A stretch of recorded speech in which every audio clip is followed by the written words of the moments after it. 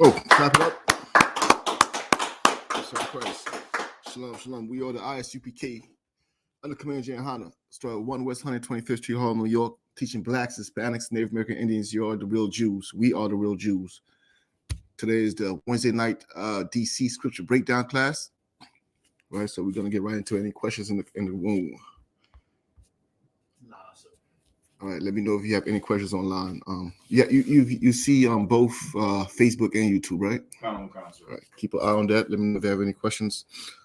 All right, we're gonna get right into it. Shapat, get me Ezekiel chapter 33.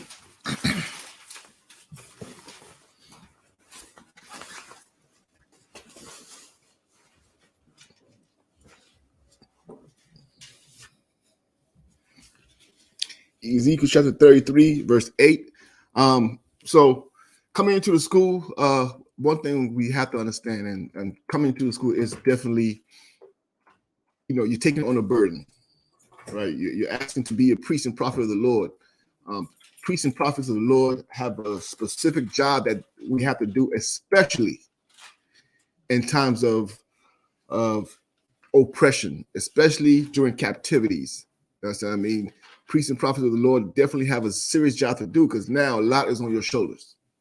You understand what I mean? Before we even go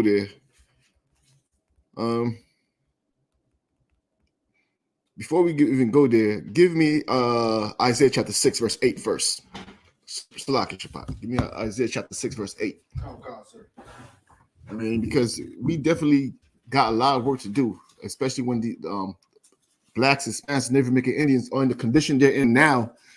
It's definitely a condition that the Lord is watching very closely. As He is punishing them, he doesn't enjoy their punishment. You know what I mean? So that's why He sends out His priests and prophets. You got that, Shapat? Come, sir. The book of Isaiah, chapter 6. You say verse 8. Verse 6, verse 8. You got it. Come, sir. The book of Isaiah, chapter 6, verse 8. Also, I heard the voice of the Lord saying, whom shall I send? And who will go for us? Read one more time from the top. Come, sir. The book of Isaiah, chapter 6, verse 8. Also, I heard the voice of the Lord saying, whom shall I send? And who will go for us? So this is the prophet. Go ahead and get that. This is the prophet Isaiah speaking. You understand what I mean?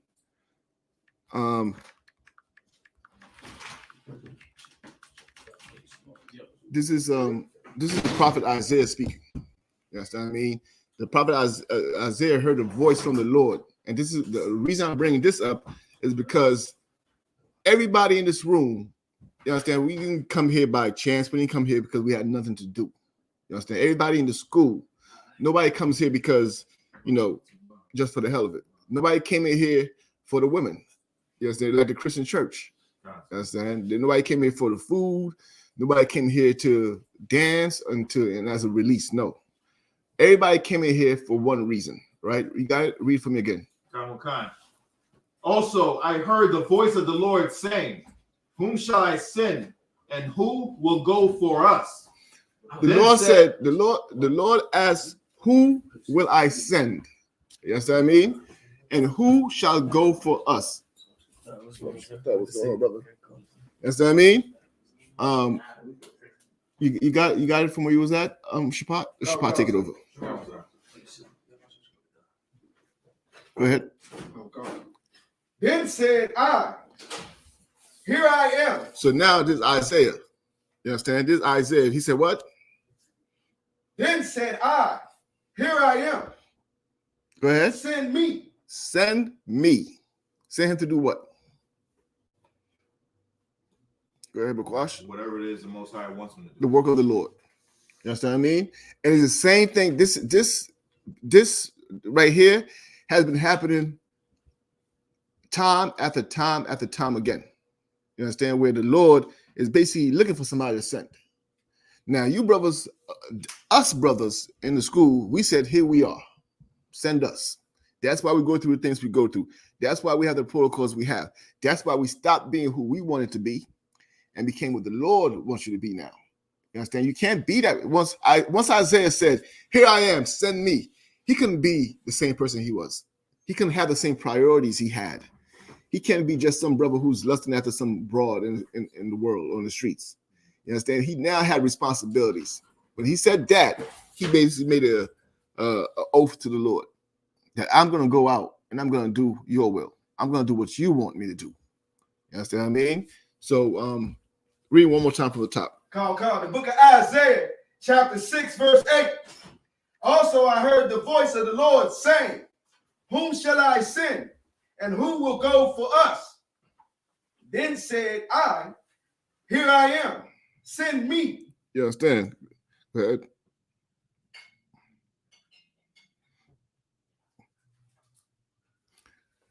Take me to you got that? That was the end of that? Right. Take me back to Ezekiel chapter 33. Sir. The book of Isaiah. No, Ezekiel. The book of Ezekiel, chapter 33, verse 8. When I say unto the wicked, O wicked man. Now, in our time, there's a lot going on. You understand what I mean? And there's a lot of wickedness going on in Israel, in the entire nation of Israel, left, right, and center.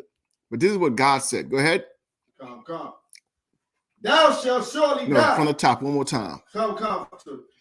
The book of Ezekiel, chapter 33, verse 8. When I say unto the wicked, O wicked man, thou shalt surely die. When did he say that? When does the Lord say to the wicked, thou shalt surely die? Good. When he said it? Yeah. No, that was my answer. Say again? When he said it. No. When did God say that to everybody? Slocky, in Genesis, he said that to he said that to the sons of God when they started sleeping with the daughters of men. In the law. In the law. That's where he said it. You understand? All the law. So basically, he's saying, when I say to the wicked, turn around from your sin or you will surely die, that's in the law. For example, if he says, a man must not sleep with another woman's wife, another man's wife, Salaki, or you must not be a homosexual, that's in the law. That's the law. That is the law that will cause them to die. You understand what I mean? So read one more time from the top. The book of Ezekiel, chapter 33, verse 8. When I say unto the wicked, O wicked man, thou shalt surely die. Now, here's the problem. Right? We just said, he said it to them in the law, right? What's the problem, Bukwash? To the wicked man, for the wicked man, what's the problem? That he would have to stop doing whatever it is. No. All of Israel is sinning. God is saying, when I say to the wicked man, thou shalt surely die. When did he say it?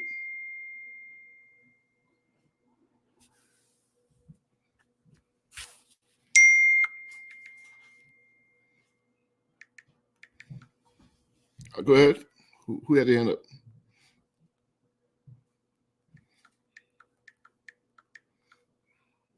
You talking about in accordance with the law?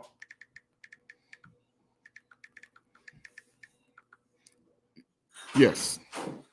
So read one more time for the top, Shabbat Salaki. Come, sir. The book of Ezekiel, chapter 33, verse 8. When I say unto the wicked, O wicked man, thou shalt surely die. When I say unto the wicked, O wicked men, thou shalt surely die. When did he say it? When did he say to the wicked man, thou shalt surely die? Think of a wicked man. Think of some brother in the streets who's selling drugs. When did God tell him, thou shalt surely die? Barak. Right in the middle of the drug transaction. No. Before the drug transaction. No. So you tell me God said to him during the drug transaction, you're going to die? Before. When did he say that? Before. We just said it. He said it where? It's okay. I'll give you an example. I'm gonna help you out. Somebody goes and steals something and he gets caught by the police. and he says, I didn't know I was stealing. I didn't know this belonged to somebody. What can the police tell him? Ignorance is no exception to You could say that. Or Salaki, to the first one, when the man dies, no. is what he told. I get what you're saying, but no, that's not the point. I'm gonna give you the simpler one. Somebody sees, well, I'll give you, the police would say to him, it's against the law. What you did is against the law. Whether you knew it or not, you broke the law. You understand? So when the Lord said, when I say to a wicked man, you will surely die, right? He said it in the law, right? The laws decide who lives and who dies. The law decides who gets judged, because death is a judgment, right? What is the problem, though, when it says, when I say to the wicked man, you shall surely die? The problem is this: that wicked man never heard of the law. He was taught the laws were done away with. He doesn't know anything about what you're talking about. You understand me? So God is saying, I'll give you an example. A lot of people will say, I didn't know it was wrong. Right? I didn't know this was wrong. I didn't know that was wrong. Why should I be held accountable for it? If this bottle of water has poison in it, but I didn't know it had poison in it, does that change the outcome if I drink it? No, it doesn't matter if I knew it was poison or not. I'm going to die because I drank what I should, something that had something that's harmful to me. Same thing with the law. The law doesn't care if you're not fully aware of the law. The law is the law. It doesn't bend. You understand? You slap against it, you squashed. You understand? The penalty is the penalty. So a lot of people, they don't know that, homosexuality is wrong. They don't know that if they sleep with that brother's wife, it's wrong. They don't know that, but that doesn't change the law. You understand what I mean? So now, when the Lord says, read for me one more time. This is Ezekiel 33:8. When I say unto the wicked, O wicked man, thou shalt surely die. Damn. Yeah. That brother was sharp. You have to interrupt the class. See, that you know what that's called? That's called being fashionably late. That's where they get that term from. All right, go ahead, Salaki. Go ahead. One more time. When I say unto the wicked, O wicked man, thou shalt surely die. When I say to the wicked, oh wicked man, thou shalt surely die. That wicked man being that drug dealer, that pimp, that Christian pastor. We want to leave them out. We always calling out the drug dealers and pimps. That Christian pastor, you know what I'm saying? When I say to him, thou shalt surely die, again, where did he say to him? In the law, right? Go ahead.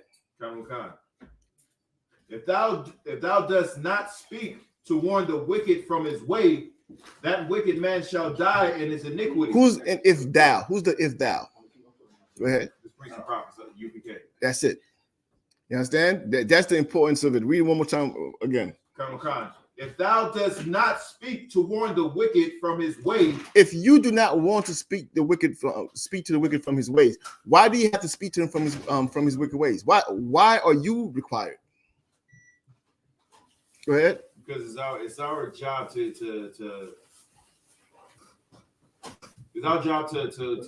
warn our people. Why is it your job? Why can't they just know? Because we don't just know things. We need to be taught.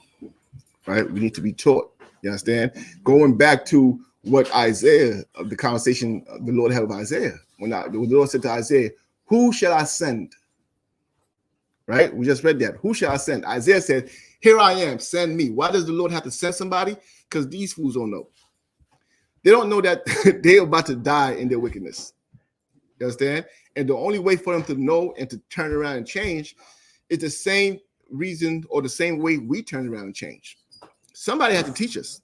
You understand? Somebody had to teach us. You have a lot of wicked Negroes talking about they don't need nobody. They don't need nobody. They got God. You understand me? They have a personal relationship with God. There's no such thing.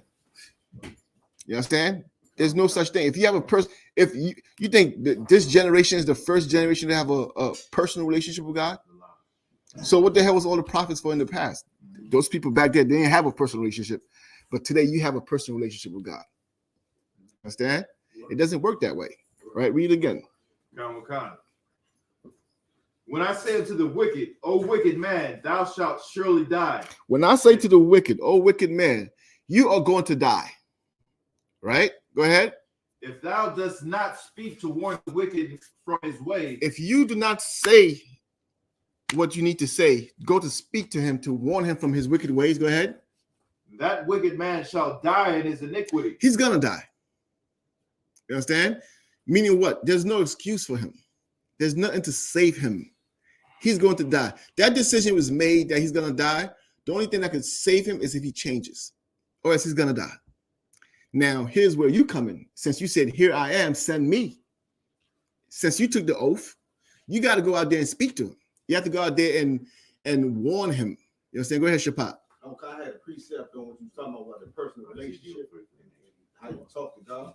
No, hold on to it. Hold on to it. We'll come to it. I'll ask you for it shortly, all right? Come. Right? Read it again one more time. From the top. You got it. When I say unto the wicked, O wicked man, thou shalt surely die.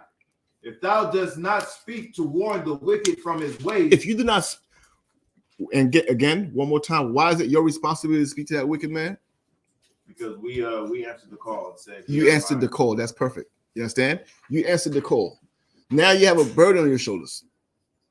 You understand? You have a burden on your shoulders that you cannot do it when you feel like doing it. There's no such thing as I'm not in the mood to do it. You understand? You have to do it now because you made an oath to the Lord and said to the Lord, I'm going to do this. Right? Shapat, take up the reading for me, please. Okay. Thou shalt surely die if thou dost not speak to warn the wicked from his way. You read it wrong. You read it wrong. Read it again. Book of Ezekiel, chapter 33, verse 8. When I say unto the wicked, O wicked man, thou shalt surely die.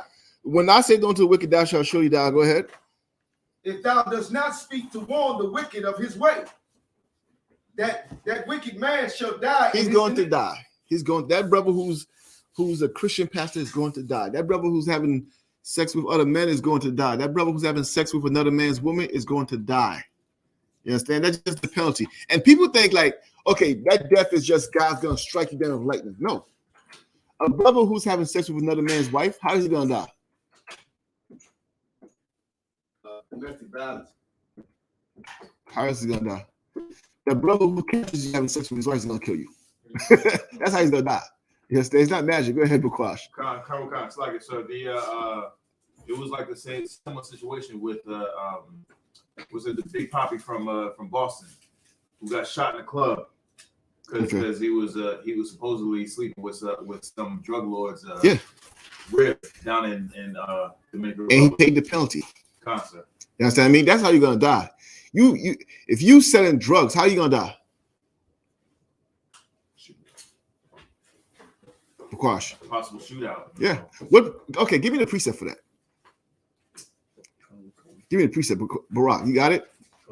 Get it for me, please. I mean, because go ahead, but while Barack gets that, go ahead, keep reading. Come.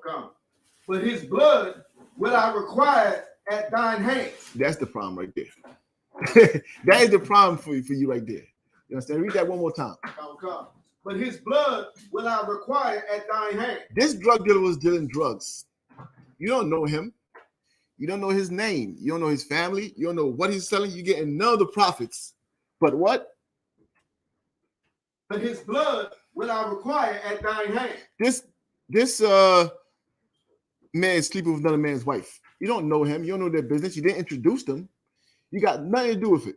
They met on social media. You was unaware, right? But his blood will I require at thine hand. Why? Somebody's at the door, I think. Double check that, please. So what was the question? Nah, for what, bro? Thank you. I believe in that precept. All right, Barack, go ahead and pull that precept for us in the meantime. Come. I believe it's in Ezekiel 3:18. When I say unto the wicked, thou shalt surely die, and thou givest him not warning, nor speaketh to warn the wicked from his wicked way, to save his life, the same wicked man shall die in his iniquity. That's it. But his blood will I require at thine hand. That's it. You understand what I mean? It's the same. It's the same verse, right? But what's the part there that I'm looking for?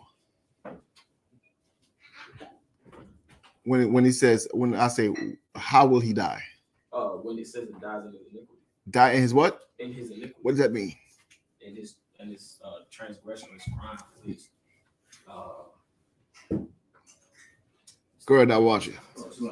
He died in his own sin. Meaning what? Whatever he did, wicked gonna come back. That means a lion is not gonna come out of nowhere into this place and eat you. You know what's gonna eat you? AIDS. Right. That's what's gonna eat you. You understand what I mean? Bullets. That's what's gonna eat you. You understand? Everybody's waiting for lightning to come out the sky so they can say, "Oh, that was an act of God." No, you've seen acts of God every day, all day in your own households. Not you, brothers. You know what I mean? But blacks, Hispanics, Native American Indians. Right. You've seen acts of God are knocking on your door every day, taking your children from you, putting you to death. You understand what I mean? Acts of God happen all day. They're pulling you over. You understand? You're dying in your iniquity. You understand what I mean? Keep reading. Who had it? Okay. Verse 9. Nevertheless, if thou warn the wicked of his way. But if you warn the wicked of his ways, you understand? But if you do your job, the job that you have taken an oath to do, the job where you said, "Here I am." We just read it in Isaiah chapter 6 verse 8, where Isaiah said what? "Here I am, send me." He took that oath. You understand? Same way everybody in this room took that oath. "Here I am, send me." I will do it. I'll do the job. And let me tell you something, man. You can't back out from an oath from God. You think backing out from an oath from the mob is dangerous, or you're afraid to leave that gang you in because of the oath you took with them. you ain't seen serious yet. Go ahead, Bookwash. Counselor, question. So can you translate this into times now? Mm-hmm. For instance, I'm on a slave and I see a brother doing something that is against the law. Mm-hmm. What should I do? All right, so that's an excellent question. Now, this is not saying, okay, let's put this. How do we deliver the message? The message that we have to deliver to that drug dealer, the message that we have to deliver to that thief, that is homosexual still a politically correct term? I don't look at it flag. Gay. Gay. Sidebar. Let me tell you, I'm gonna get to your question. I'm gonna give you a sidebar. I hired this at a slave. I hired this girl who identifies as a boy. She wants to be identified. She doesn't even want to be called he. She wants to be called they or them, whatever. This other kid comes in, another boy comes in and brings her lunch. So I said, "That's your brother?" I said, "Oh no, that's my boyfriend." I like, "It's a boyfriend." If I may ask, how does that work? Because you identify as a boy. She said, "Yeah, I identify as a boy, but you could technically say I'm gay because I'm a boy who likes boys." I said, "Good night." It's getting more and more confusing. Go ahead. Okay, I heard they call them, if they really deep into it, they don't have boyfriends and girlfriends, they have day friends. Right. And I'm just like, yo, and then that's confusing. it. So now I'm looking at him like, she's saying she identifies as a boy, but she's gay because she likes boys. I didn't even keep asking questions because I was confused at that point. But I'm saying, so this brother here who's dating a female accepts to be called gay. Like, he's accepting that he is gay with this girl who is considered, like, it is crazy. Yeah, come on. You understand? So how do you approach that? Do you blaze on them? No, you don't have to. We do that at camp every week. You understand? We do it every week. We set the example by the way we live our lives. You understand? The way we live our lives, the way we carry ourselves, the conversations we have every day will check that person. You don't even have to talk to them to check them. I'm gonna tell you something, man. An evil person will feel inadequate in front of you. Yep. You understand? you'll notice it, like they even have to watch what they say. Oh damn, Bakwasha is passing by. Okay, let's stop the conversation. You understand? Not because you even give a damn about what they're saying. You like half the time I don't really care. You know what I mean? But they know that these are conversations that I'm gonna look at them weird. Like you can't really have that conversation around me. You understand? So you could do that, or if you have that kind of relationship with the brother at slave, you could have that conversation with him, and like because remember he's not in the school. He's not somebody you're gonna risk your slave over. You understand what I mean? But you could definitely have that conversation with him. In a way where a brother in the world will understand it.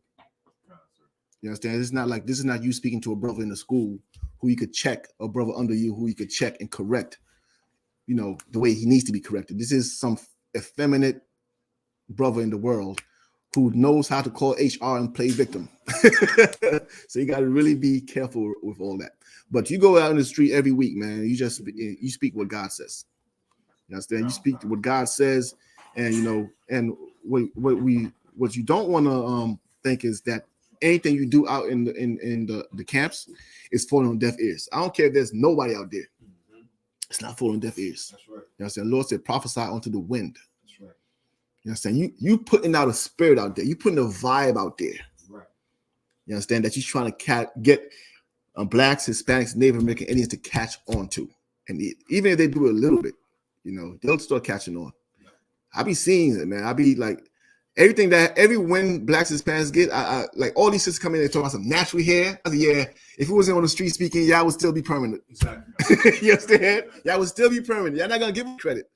But when we speaking, that's when y'all start to gradually go back to that.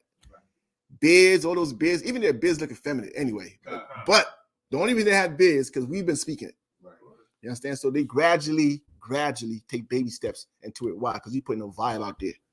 You understand? You putting that spirit back out there. The same way Esau uses commercials to put their spirit out there. You're in a battle against that. That commercial you seen every day, teaching blacks, Hispanics, Native American Indians to hate themselves, teaching them what beauty is, teaching them what's acceptable, teaching them how to dress, teaching them what's socially acceptable. How should you have a beard? Is braids acceptable? Right. All that, nobody's saying it, but it's all in the commercials. The minute you see, okay, he chooses the light-skinned girl every time. So now the light skin becomes the standard of beauty. Or, she's ratchet or ghetto. Now you don't want to deal with black women. You want white women. You understand what I mean? And nobody says it to you directly, but they put that vibe out there. We gotta fight that vibe with our vibe. That's why our vibe is so aggressive, because their vibe is so subtle, but it's so fluent and so deep. Yeah, you drown in it. Right. So we gotta be extra. Our vibe gotta be extra aggressive because we gotta battle a bigger enemy. Right. You understand? David did not come to the battle to play. Right. You understand? He was fighting harder than Goliath. He was going to kill Goliath because he understood that Goliath could kill him. Goliath was looking at him like, who is this dog? Goliath called him a dog. Yeah. But David didn't come there as a dog, man. David came to slay, and it's the same spirit. You understand? You got to go out there and to these camps and really put the spirit of the Most High out there. You understand? So that blacks, Hispanics, Native American Indians can start to catch on to it. All right, you got it? Any questions on that? That was it, sir. All right, go ahead, Shapat. Come. The book of Ezekiel, chapter 33, verse 9. Nevertheless, if thou warn the wicked of his way to turn from it. Now, if you did your job, the job that you took an oath to do when you became an officer in the I.S.U.P.K, let me tell you, brother, sidebar, keep your rank. Do not leave the school. Right. It's going to end tragic. You understand what I mean? Because when you make that oath to the Lord, you're not Barack anymore, just or whatever the hell your name was in the world. You are a person who the Lord is using to save his people. You understand? You're an instrument, a tool. What happens to it? Let's say a carpenter has a screwdriver and he's turning that screwdriver and that it breaks. He's throwing it out. Whatever happens to it, it happens. If it rusts, whatever happens, it's useless to him now. Don't be that tool. Right. Be on your job, man. Right. So that because the job he's trying to do is serious for blacks, Hispanics, and Native Indians. Let me tell you, when you leave your rank or leave the school, And all the Lord could see is the people that are dying in the ghettos. The people high on drugs. The people, and you're gonna go join them. You're not gonna join them. You're gonna die. Wait, need you. So you're gonna go leave the school, go and join the drug addict, so we can come and save you. Nah, the Lord's gonna save you that shame. He's gonna end it quick for you. Right. It'll be a quick work. You know what I'm saying? Keep reading, Shabbat. Salaki, I'm deviating. Oh God. If he do not turn away from his way, he shall die in his iniquity. Mm-hmm. But thou hast delivered thy soul. Now, if you did your job, but that brother don't want to listen, he's gonna die. He's just gonna be another. Now he's gonna be a tool in your shed to use to warn others. Mm-hmm. You understand? He's gonna be an example to you to warn others now. But guess what? Read again. Last part. If he do not turn from his way, he shall die in his iniquity. But thou hast delivered thy soul. But what? Thou hast delivered thy soul. Now we can read that and just read over it. Okay, he didn't listen. I told him the truth. Okay, he ain't died, but I delivered my soul. Do you understand that part? You delivered your soul. Do you understand the seriousness of that? Right. What's the seriousness of that, Barak? That brother didn't listen to you. He died, but you delivered your soul. What's it saying there?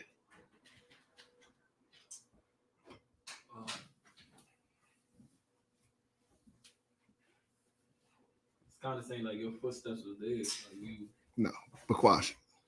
If I could, is it saying that you're not going to be held accountable? Yeah, that's exactly what it's saying. But okay, maybe I'm not asking because I knows how I think. Go ahead, okay, the fact that the Lord is saying you delivered your soul, like you saved yourself because you said something. Yeah, you did your mean job. that what? Your life was on the line. Your life was on the line with his. Right. That's what he's basically telling you. Right. Your life is on the line with everybody out there. I'm gonna tell you that right now. With every, like when you look at them, like, oh, these are God's chosen people. Right. That's how serious it is. These are his chosen people. When you took that oath, you say, you know what? I'm gonna save them or die saving them. Right. That's what you said. Right. You understand? Or I'm useless. Right. There's no way you're gonna live. There's no way the Lord let you rock. Right. You understand? If you live, he's only keeping you for further judgment. Right. You understand what I mean? The fact that he's saying this brother didn't listen to you, he's gonna die. He's gonna get his punishment. But you saved your soul, meaning that you were being watched also as to what you're gonna do in this situation. Right. You understand what I mean? What are you gonna do while that brother's on drugs? You busy thinking about some whore. Mm-hmm. You understand? So you know what? He's gonna die there. You're gonna die right there with her. That's how it works. That's the oath you took. Right. You understand? That's when you say it all, the oaths all sound good when you're doing them until you got to do it. Exactly. You understand? Until you got to do it, and until you got to be like, these brothers, who are up all night counseling brothers, who are trying to pull brothers out the fire. Right. When brothers like Commander YAHANNA, he had to sleep on the floor. I always hear that story. It blows my mind. Right. I mean, where he had to stand up, he had to be sleeping on the floor to build his school. Right. You gonna leave that? I mean, Lord be with you at that point. Right. You understand what I mean? But if that brother didn't listen to you, then you have, but you spoke to him, you have no penalty coming towards you. You saved your soul. Right. You understand? You passed the Lord's test. You understand? You escaped his judgment. Right. Right? Keep reading Shabbat, please. Oh, come, sir.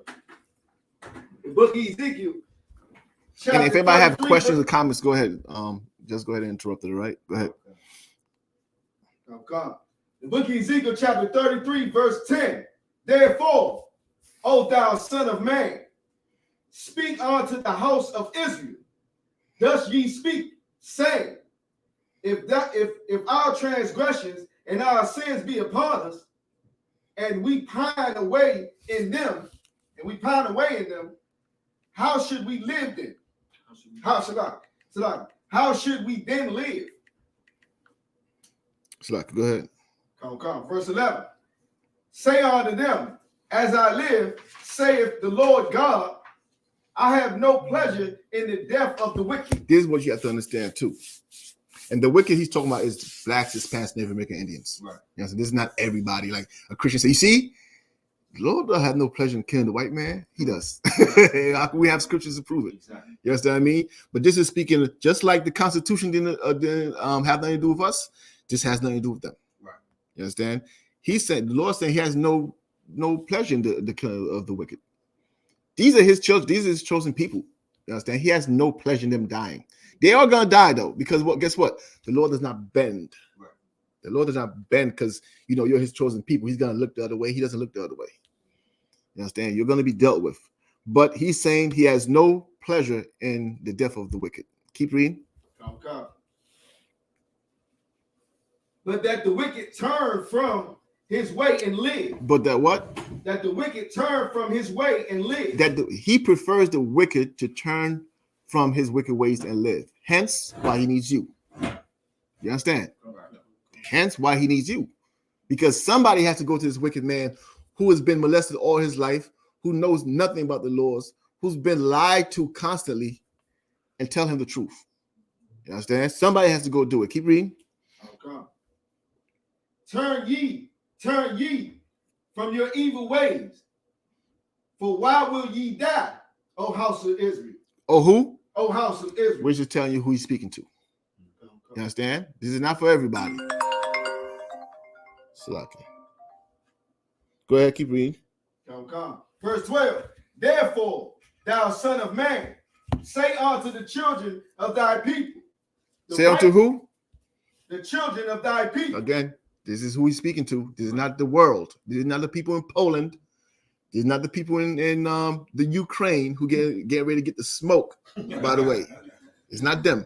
You understand what I mean? You thinking God's spirit's there. God has nothing to do with that. Well, he does have to do with it, but not in their behalf. Right. You understand? If they're dying over here, so that you can live over here. Right. You understand? Keep reading. Okay.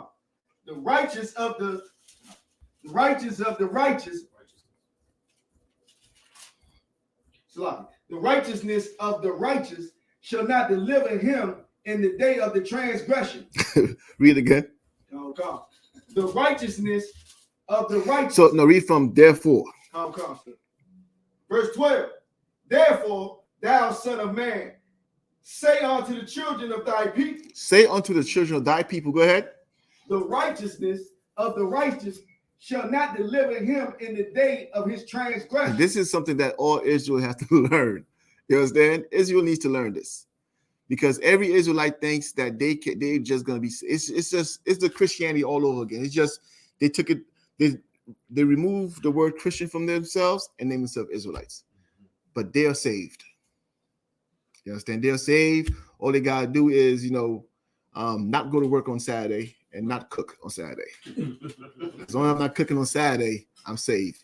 What's today? Today's Friday, 4 p.m. Hurry up and cook, because after this we can't cook, or else we won't be saved. In their minds, that's what's righteousness. You understand? Read. Okay. As for the wickedness of the wicked, he shall not fall thereby. No, read from therefore. Verse 12. Therefore, thou son of man, say unto the children of thy people, the righteousness of the righteous shall not deliver him in the day of his transgression. Do y'all fully understand that part? This part here. What is it saying, Bakwash? Just to make sure. I just said it, but I don't know if I made it clear. The righteousness of the righteous shall not deliver him. Doesn't righteousness deliver you? Righteousness delivers you, right? Right or wrong? Bakwash like he's afraid to answer. It's not, look, does it deliver you or not? How do you say? By your righteousness. By your works. Yeah, which is righteousness. It's correct. But here it's saying the righteousness of the righteous shall not deliver him. Meaning what, Barak? Well, as you just said, that well, in that day, it's like in that day, like saying, like trying to do it like last minute, not last minute, but it's like you're not you fooling yourself. It's kind of this. It's not authentic. It's you're not. You didn't actually put no. What's the righteousness that they're talking about here? Shapat. Salaki, I didn't have it. The righteousness question, but I was going to answer what you were saying in all. Go ahead. They're saying the righteousness of the righteous we're not living on a day of transgression. You must continue to be righteous, because that day that you transgress, the righteousness of the righteous is like the people, the Christians who I'll give you what Christian doesn't think they're righteous? Exactly. Exactly. Every Christian is going to heaven. Why? Because they're righteous in their mind. Well, that righteousness of the righteous is not going to deliver. You understand? Thinking that you're not going to cook on Saturday is not going to save you. You understand what I mean? Thinking that, you know, I go to church every Sunday, it's not going to save you. Right. You know, singing and dancing and clapping, that's their righteousness. Right. You understand? That's not going to save them. Right. Go ahead. So like if I may too, sir, like you said, okay, that's why it's not going to save them, because it's not real righteousness. It's righteousness in their mind. It's a term we call them, you know, you self-righteous Christians. Right. You know, in your mind, like you said, you're righteous. It's the perfect word, self-righteous. Yeah, but really, when the day comes for everything to be revealed and we're going to see it, we're going to find out that fake righteousness you got going on wasn't real. Right. You weren't doing the things that pleased the Lord. Right. Right. And it tells you right there, the righteousness of the righteous, Right. not the righteousness of God. Right. You understand? That's self-righteousness right there. Exactly. You understand? That's his righteousness. You ever hear the term, well, that's your truth? Yeah. You can show him plain in the scriptures. Right. Well, that's your truth. Because he has his own truth. Right. He has his own standard that makes him right. Right. Well, that's not going to save him. Right. You understand? Keep reading.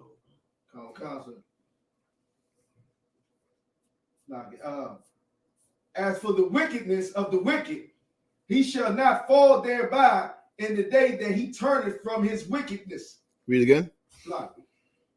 As for the wickedness of the wicked, he shall not fall thereby in the day that he turneth from his wickedness. Okay, break that part down. Who wants to take a shot at it? Go ahead, Bakwash. Like, is it saying that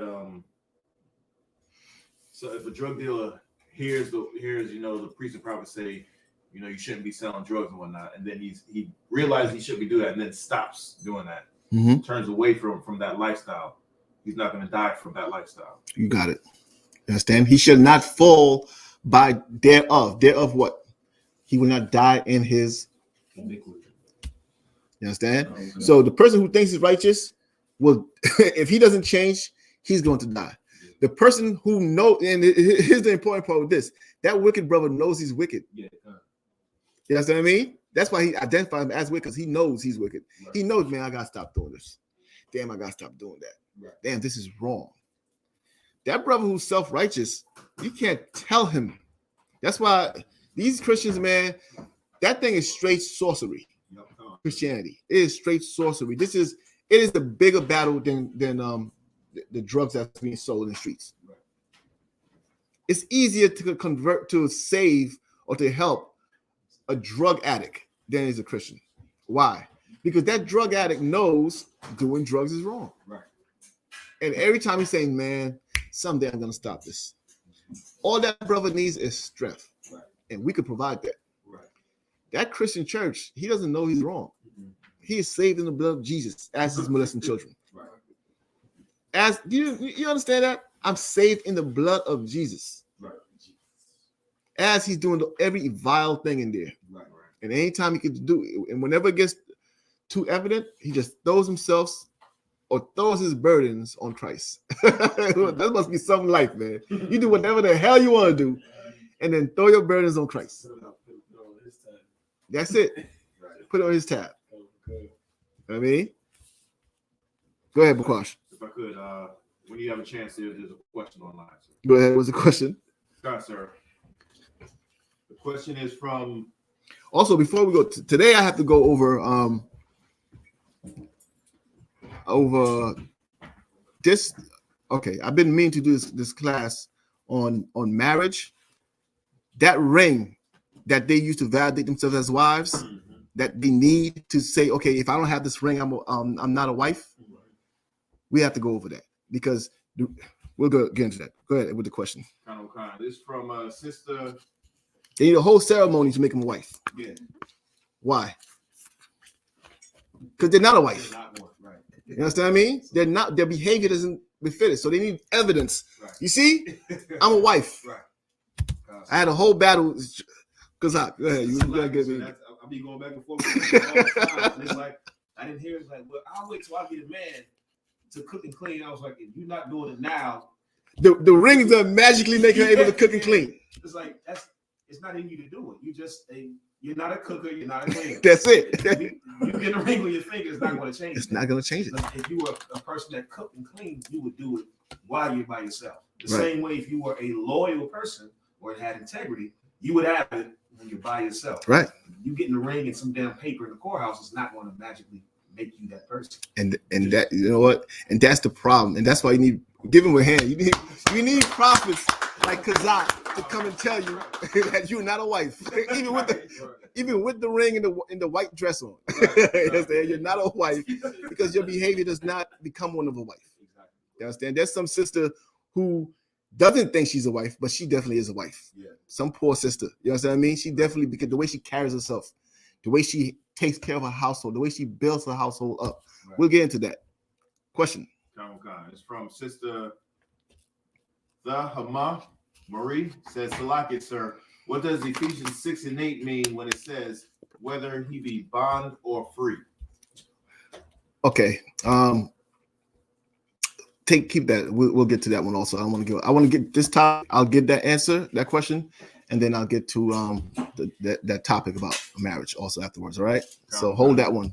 We're gonna get through Ezekiel real quick, and then we'll get to that one. Go ahead. Go ahead, Shabbat. We still on 12. You got it. Read from the top. You got it. Book of Ezekiel, chapter 33, verse 12.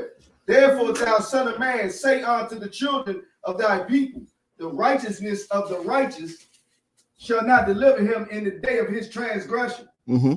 As for the wickedness of the wicked, he shall not fall thereby in the day that he turneth from his wickedness. Neither shall the righteous be able to live for his righteousness in the day that he sinneth. Go ahead. Come. Verse 13. Read that part's important also. I don't want to skip over it. Read again the last part. Neither shall the righteousness, neither shall the righteous be able to live for his righteousness in the day that he sinneth. Okay. Break that part down for me, please, Bakwash. If I could, it's saying that the righteous man who knows what he's supposed to be doing and how the Most High works and operates. You're not going to be saved if you smoke that weed or if you pop that whore or if you do any of that other stuff. You're going to die from that thing right then and there. You're going to die. The man who's been living a righteous life. You understand me? You're 100% right. The man who's been doing well all this time, you're not going to get a pass in the day that you sin. Mm-hmm. I'll give you an example. Moses. Moses didn't get to go into the promised land. Right. He was alive. He had this. You read this history. I don't call them stories no more. This history. Right. You read this history, and it's just like, okay, and the Lord said to Moses, you can't go into the land, and you have to stay behind. Mm-hmm. You understand that all he worked for all these years, battling Pharaoh in his palace, or in his whatever the hell they call that, right? Battling Pharaoh, risking his life, battling his own people, and at the end, he had to stand there and watch them walk into the land he couldn't go into because of what he did, one error he made. Right. Who we might say, oh, this is a small thing. It wasn't a small thing to the Lord. Right. It was not a small thing to the Lord. Right. He had to forfeit his right to go into that land. He had to stay behind alone, you understand, and live until he died. Right.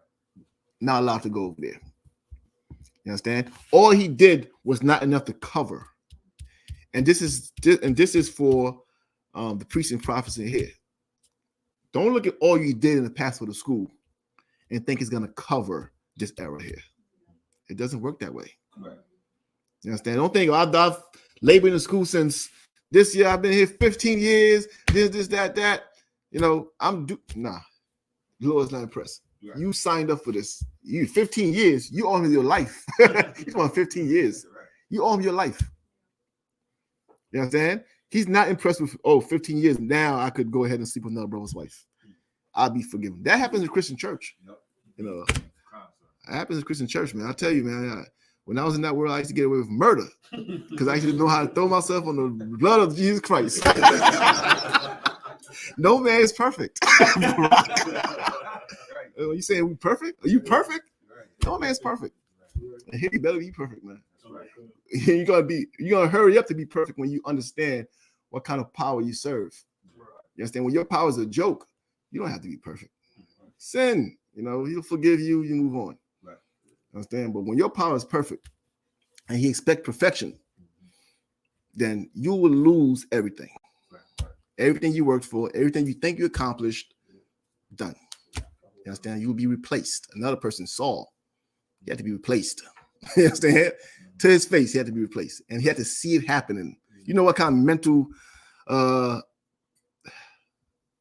mental pain, for lack of a better word. Right. You have to sit there and watch this young brother, and he's clearly more worthy than you.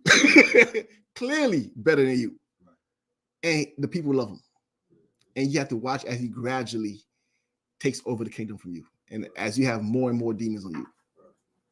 It don't matter how, when you read that story, Saul was such a pleasant brother, and such a, he didn't want no shine, nothing. He didn't even want to stand up when they were saying this is a new king.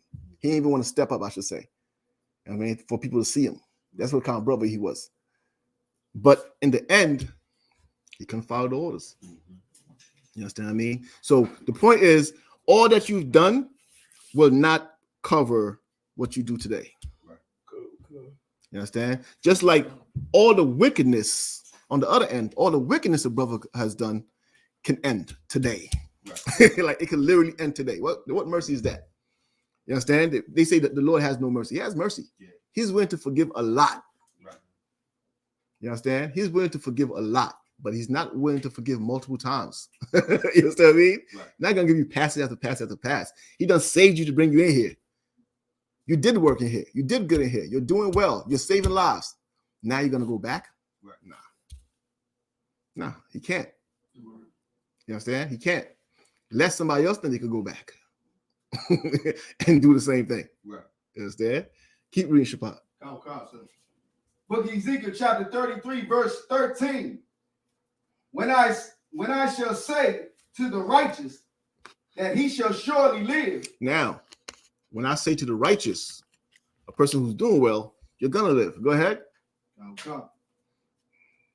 If he trusts his own righteousness. Here we go back to it. His own righteousness.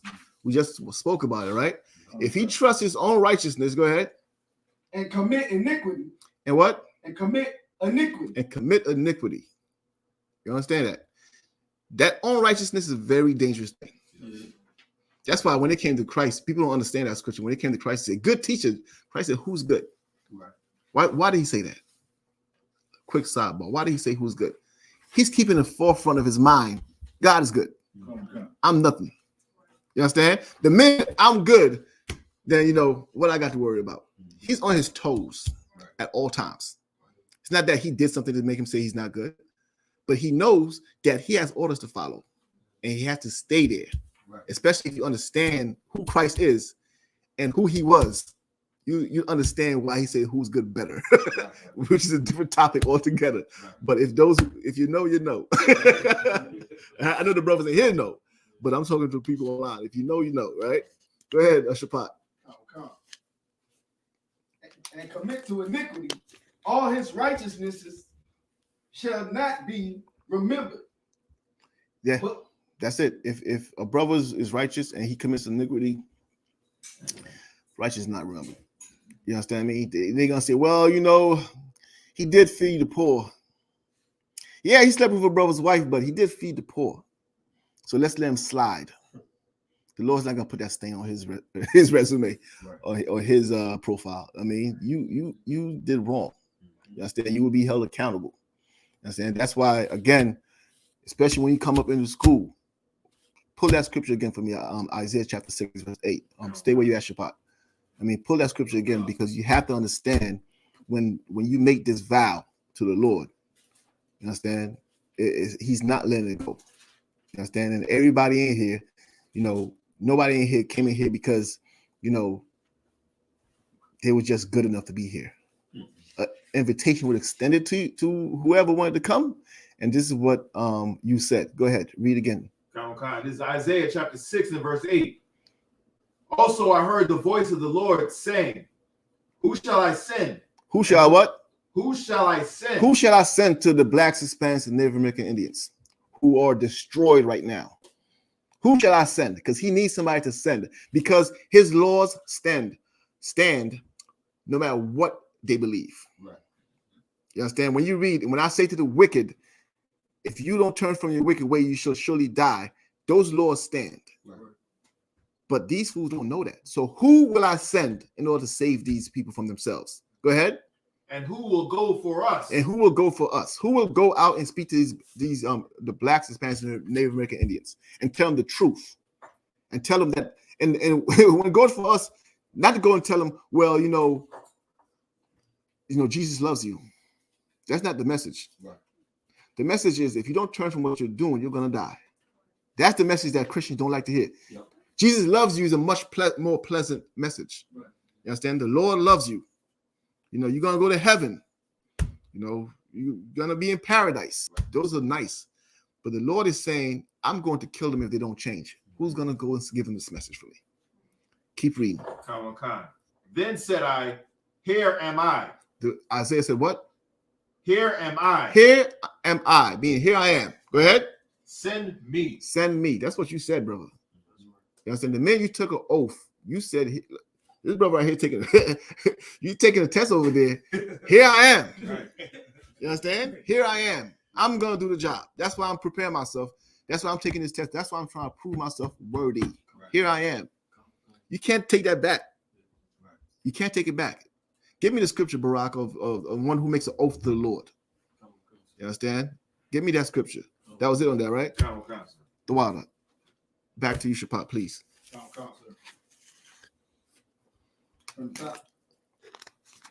Where yet? But for his iniquity that he have committed, he shall die for it. Go ahead, Barak. Precept is the book of Numbers, chapter 30, verse 2. The water. Go ahead.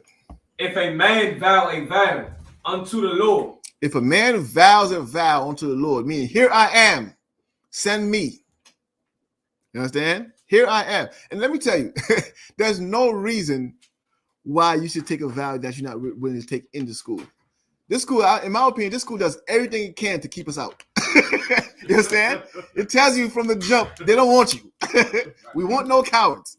You know, you get checked left, right, and center. So they do everything in their power from the time you come in to try to push you back out. You understand? You say, nah, here I am. Send me. Give me the test. I'm all black. I want the Hebrew Academy. I want this. Like, have you brothers, like, Kazak is doing everything in his power to get you out of Hebrew Academy. Every week he's showing up. You know what I mean? Kazak gets there, he's like, okay, let's see who's going to show me. Here you come down the, here this brother go again. What's he doing here this week? You know what I mean? I thought I was done from last week. You understand? He's doing everything he can to get you out. Why? Because you don't have to take this oath. You don't have to. You understand? You're still an Israelite. You understand? But when you make this oath, read again, Barak.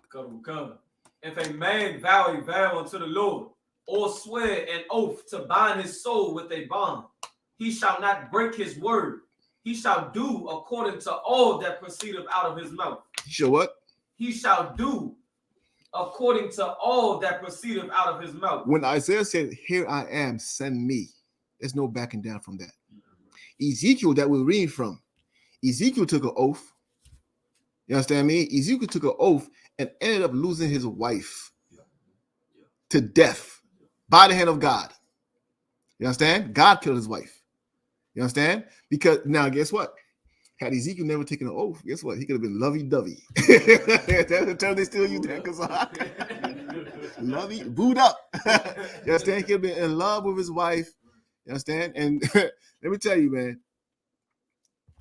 Well, that's none of my business. You understand? That's none of my business. But be wise. Be wise, because, you know, when it comes to these oaths, and it's not just talk to sound intelligent, it's not talk to sound wise. Once you take this oath, you are not your wife's possession. anymore like you was in the world. Right. You got work to do. You understand? You are not, your best friend's best friend anymore. You understand? You are not. You are here to serve the Lord. Right. You understand? Christ himself said what? No man who chooses, I'm paraphrasing. Go ahead. It's like you're talking about the one where he put his hand to the plow. No, well, that's a good one too. That's a good one too. But the one he says, I'm paraphrasing, he who chooses mother and father and wife over me is not worthy of me. Right. You can't. You understand? You could have, now, to be fair, you could have stayed in that world. And you could have chose them, and you could have honored them, and you could have been the best man you can be to that woman. You know, what was Shaheen's song? You better put that woman first. You could have did that. You see what putting that woman first got him, though. He never put a woman first. He did? Yeah, he lied. He was son of a Well, no, that's putting a woman first. That's putting a woman first. That's wanting to be a woman. You know? Go ahead, you fine. This my mother's so-called birthday today, and I realized that I'll be putting her in danger by celebrating her birthday, or even Yeah, you love your mother. Right. You understand what I mean? You love your mother. That's what they don't understand. They think that's hate. You understand the dangers that they don't understand. You know what I'm saying? The Lord has granted you. That's why when you hear the Lord allowed him to see this, allow him to see that, you see things that they don't see. They see a good time. You see death. You understand? You see death. You see a judgment. Right? So you doing her, you showing her love. You understand? Maybe one day the Lord will allow her to see it. Maybe he won't. Right.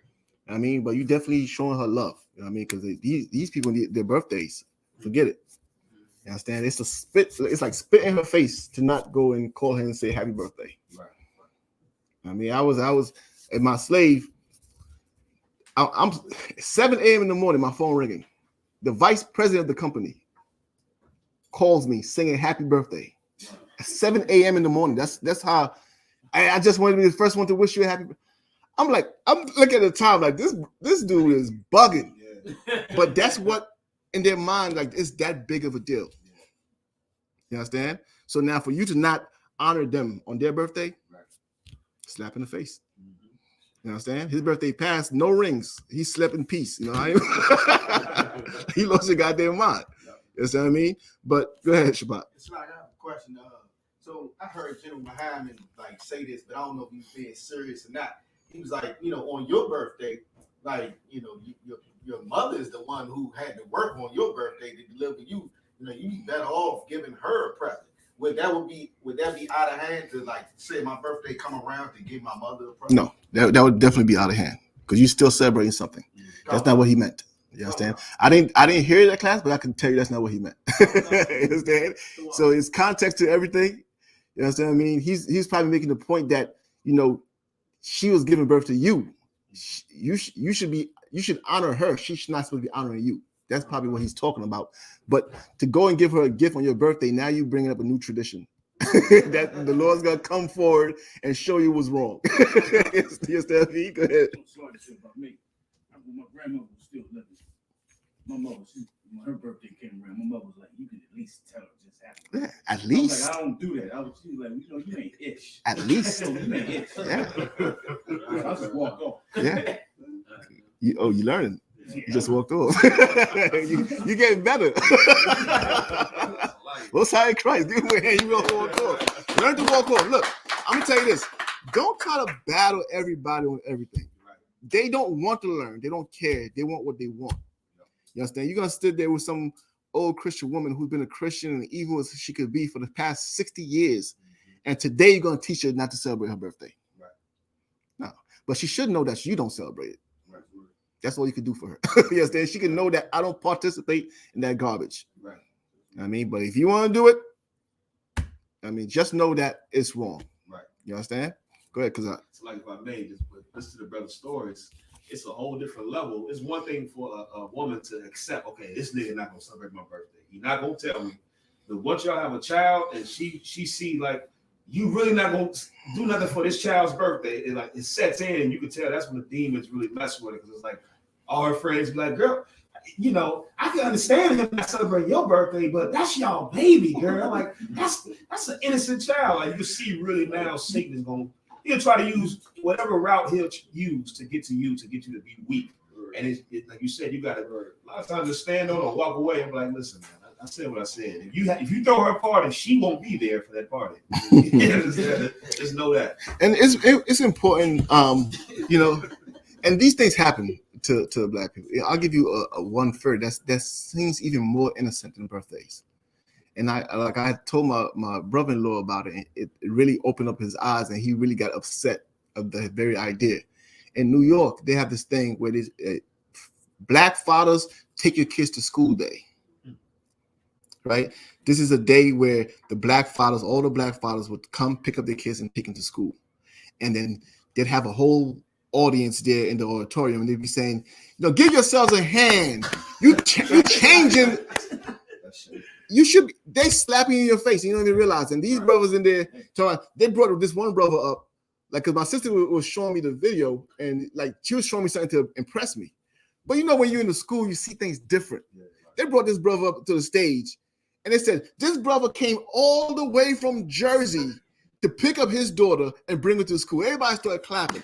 I'm saying about, why did you have to come all the way from Jersey? Like, why isn't your daughter with you? Right. You know what I mean? Right. It's like, now there's different circumstances. I get it. But they'll bring him up to make him look like he is garbage. And today he finally manned up. Right. Today he finally did something righteous. And he did cheesing, looking like a sodomite. And I'm just getting annoyed about it. You know what I mean? And things like that, they will come up with these things to emasculate you. Especially Black women, they love that stuff because it's like, finally these niggas is doing something. Yeah. I mean, he won't, because I wouldn't even celebrate her birthday. At least you could do is take her to school today. At least take her to school. Right. Do something for once. You understand? So it's important as Black men, this is what I would advise. Don't put your children in any danger by celebrating any wicked holiday. That's right. But always make sure that your children know they're celebrated or they're loved. Right. You understand? You don't need like you have to be at the point where the kids, when somebody comes and say, oh, it's my birthday today and I feel special. Your child should look at that. You feel special just today? Right, exactly. Today's the day. Like 365 days in a year. Today is the only day you feel special. My daddy bought me. You got that? My daddy bought me that last month. It wasn't my birthday. Right. He just bought it for me because he wanted to buy it for me. Right. You understand? Oh, my husband bought me this. It wasn't because it was it was Christmas. Right. You understand? Or here's one better. I cooked for my husband. It wasn't for no special occasion. You know what I mean? It wasn't no special occasion. It's just, here's my husband I wanted to cook for him. Right. Therefore, I cook for him, not today, not for Thanksgiving, every day of the week. Right. Consistently. Try that. Right. You understand? Before you go and worry about some ring, try that. Try cooking for your husbands every day of the week. Right. That's look, let me tell you, some woman who is cooking for him every day of the week is worth more than some bitch with a ring. Salaki. Yeah. Some woman with a ring in her finger. Right. You understand? Let him choose. Right. Let him choose between the two. You see which one he chooses. Right. You understand? Right. Go ahead. So, if I may, what you were speaking on as far as the emasculation of the brothers, that's basically like the spit in the face. Yeah. With the sodomite put in his brother's face on the stage. Oh man, don't even talk. That was disgusting. Right, let me tell you. Let me give you some insight to that. I'm gonna explain to you what happened. And the General Muhammad was 100% right that was a punishment. Right. You understand? That was a punishment that he had to do that to him public like that because that brother did something wrong. You want to know what that? I could guarantee you this is what that brother did wrong. He had sex with a woman. Yep. Yeah. He had sex with a woman. Yep. Who in their minds was not his woman or not his wife. You understand? Right. He met some girl and he had sex outside of marriage. That's the thing in the Christian church. Right. You're not, no ring. You had sex. Come up here and let me spit in your face. Right. You understand? Get it. Now, if you did some sodomite stuff, we'll keep it on the low. Yep. Just don't do it again.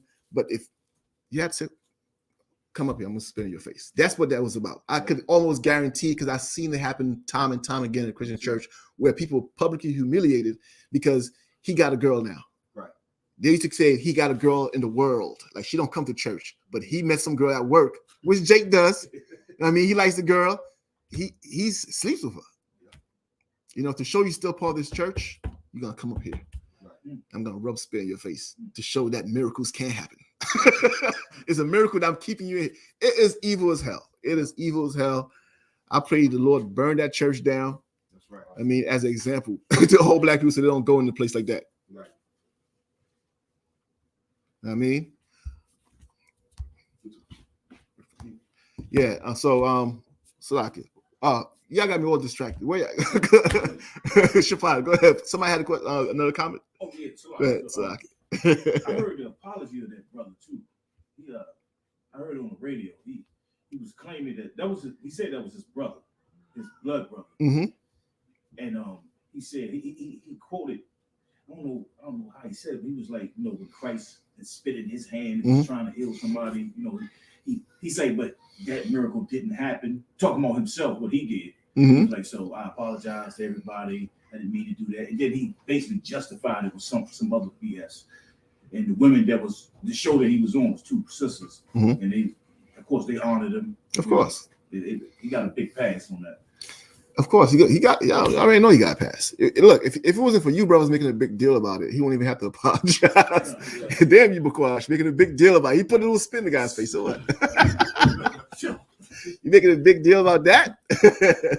But that's how evil they are. You're 100% right, man. I can't even watch the part where he put the spit on his face. I can't even watch that part. I mean, that was crazy. I mean, Shapat, go ahead. Where you at? Good. Let's go through this real quick, and then we're gonna get to that question, and then we're gonna go into the ring. Go ahead. Come. The book of Ezekiel, chapter 33, verse 14. Again, when I say unto the wicked, thou shalt surely die, if he turn from his sin and do that which is lawful. And what I want you to understand when we're reading this, when I'm not focused on the wicked and whether they will live or whether they will die. I'm focused on the messenger here. We're focused on the messenger, your job, what you took an oath to do. You understand what I mean? The seriousness of your oath, because the seriousness when you take an oath like that, life and death hangs in the balance, and you are in the middle trying to prevent death. Who's the death coming from? The Lord.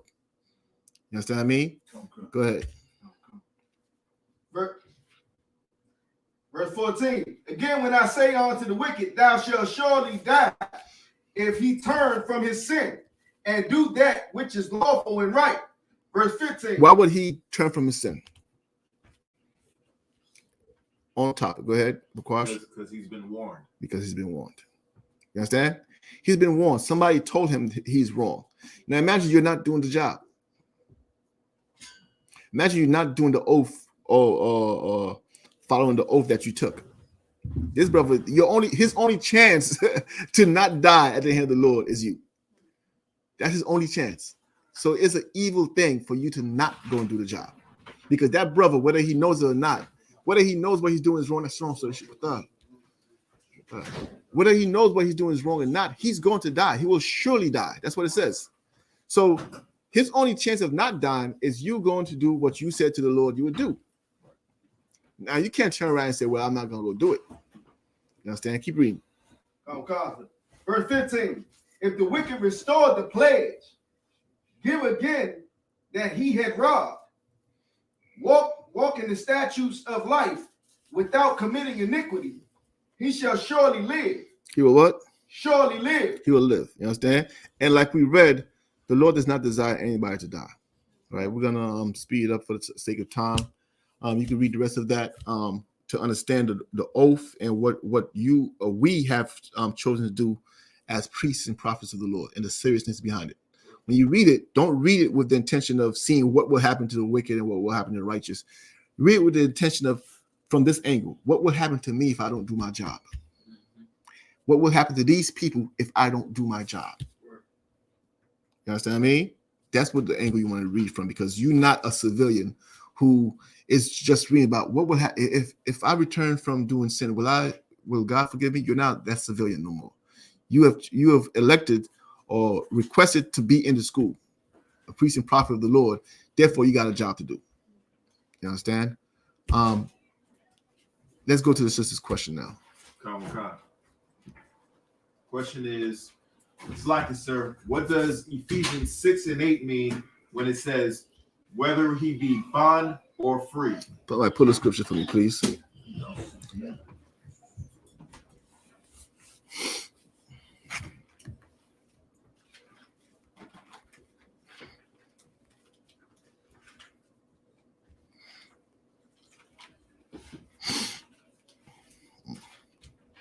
Is Ephesians chapter 6 and verse 8.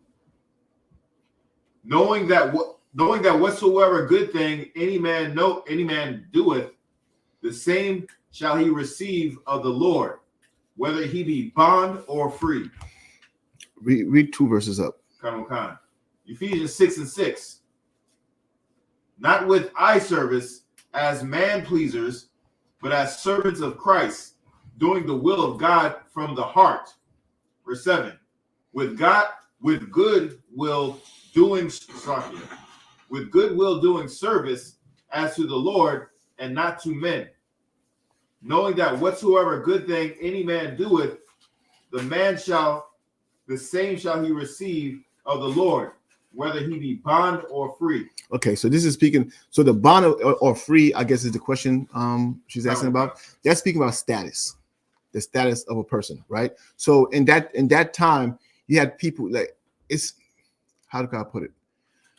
Even here, not too long ago, you had people who were quote unquote in captivity, even though we're all in captivity, but there was different levels of captivity. Right. Even then, there was a similar situation. If you recall the conversation with Paul and the brother who was he was a centurion, the Roman centurion. He was a brother, and he asked Paul, when he saw Paul, he asked Paul, "How did you get free?" And Paul said, "I've been free. I was born free."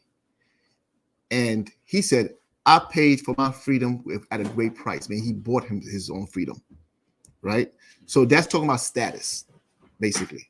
There was in those times, there were statuses of people who were, had a slave master and would not receive like pay, but would be just the property of that slave master, versus somebody who didn't have a slave master. So he's talking about being free or bond, meaning just their status. No matter what their status was, you could look at it this way today. I'm gonna make it simple for you today. Rich or poor. You understand? Change those words, bond and free, and put rich or poor. Read it again.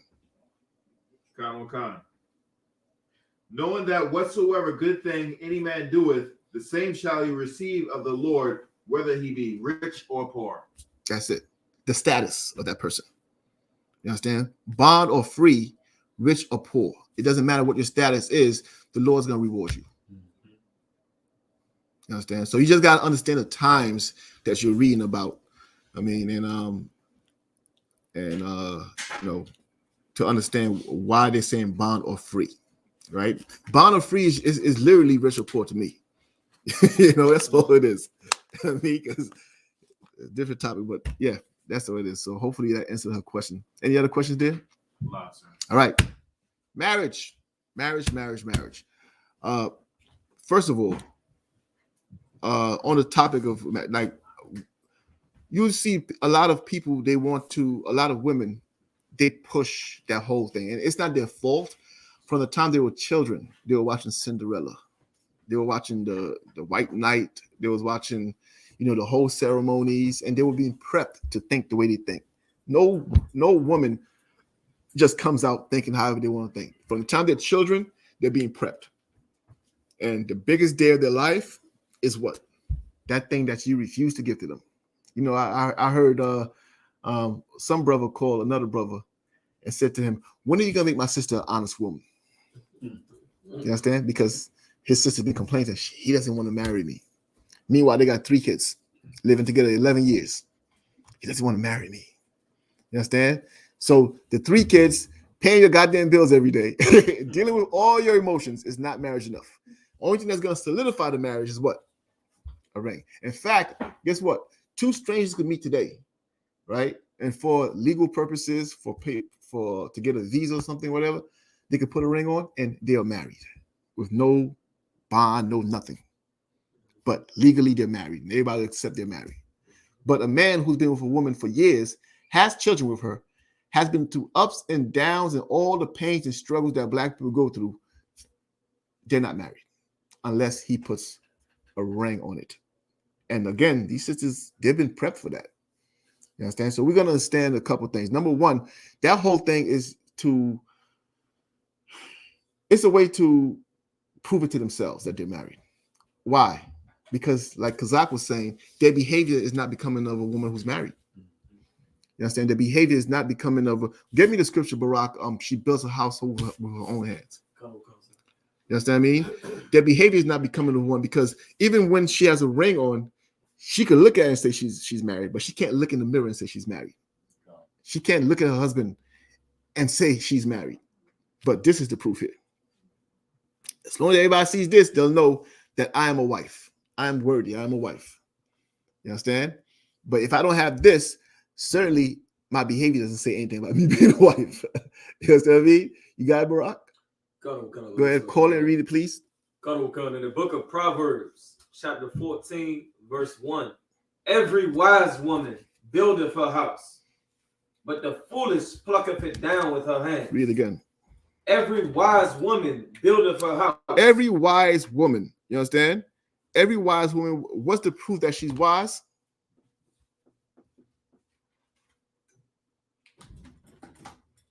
Shabbat. I was gonna go to scripture. She built her house. She built her house. That's the proof right there. Every wise woman builds her house. You understand? That's the proof she's wise.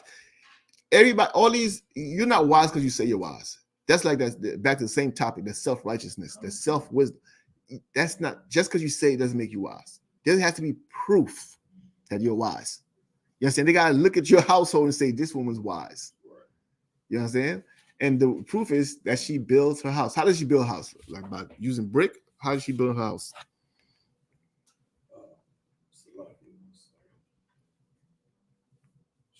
How does she build a house?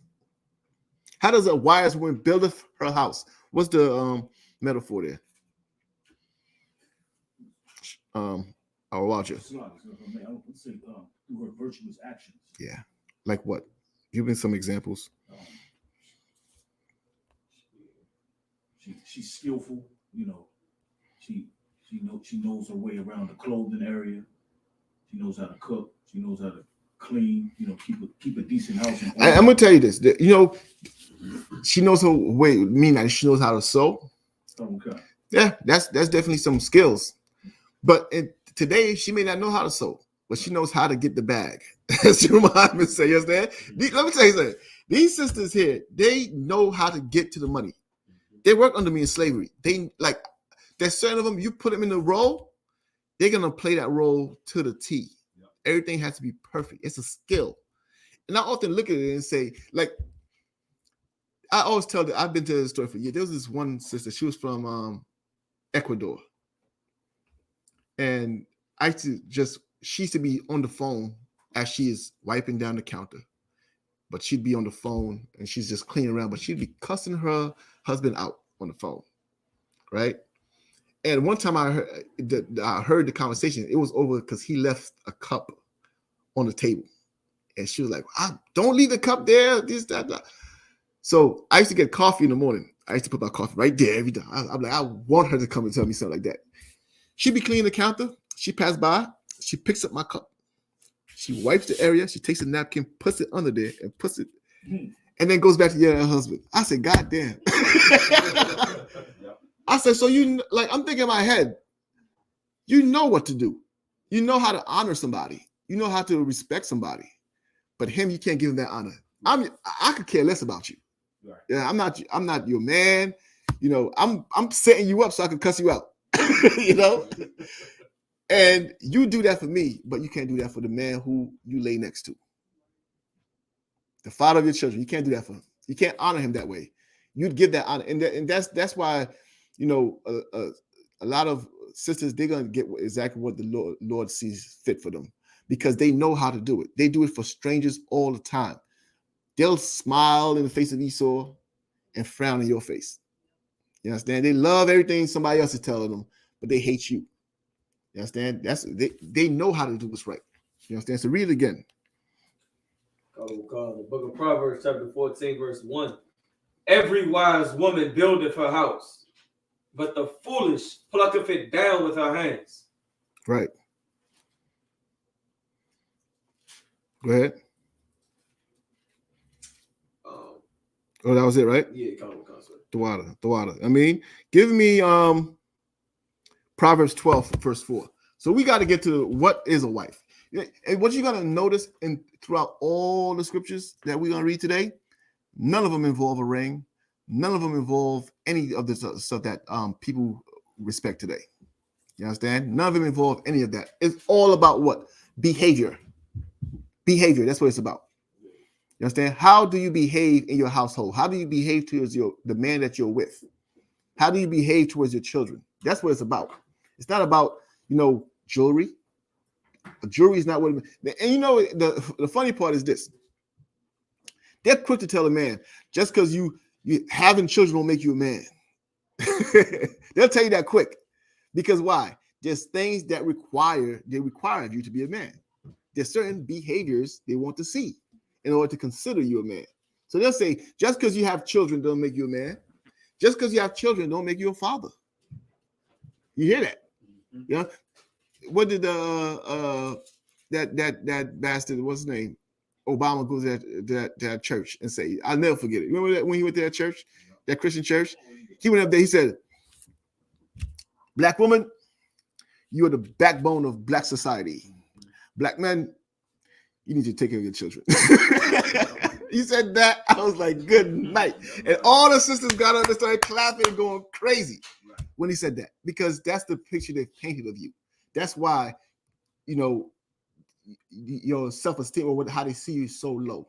You understand? They see you as so low because your behavior in their eyes, like if you're not taking care of your children, that doesn't make you a father, right? But when we flip it around, that ring is not what makes you a wife. You understand? That wedding dress is not makes you a wife. That ceremony is not what makes you a wife. You understand? Your behavior is what dictates, Now, don't get me wrong.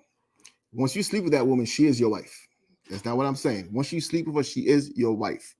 But if she wants honor in being it, this ring is not what gives her honor.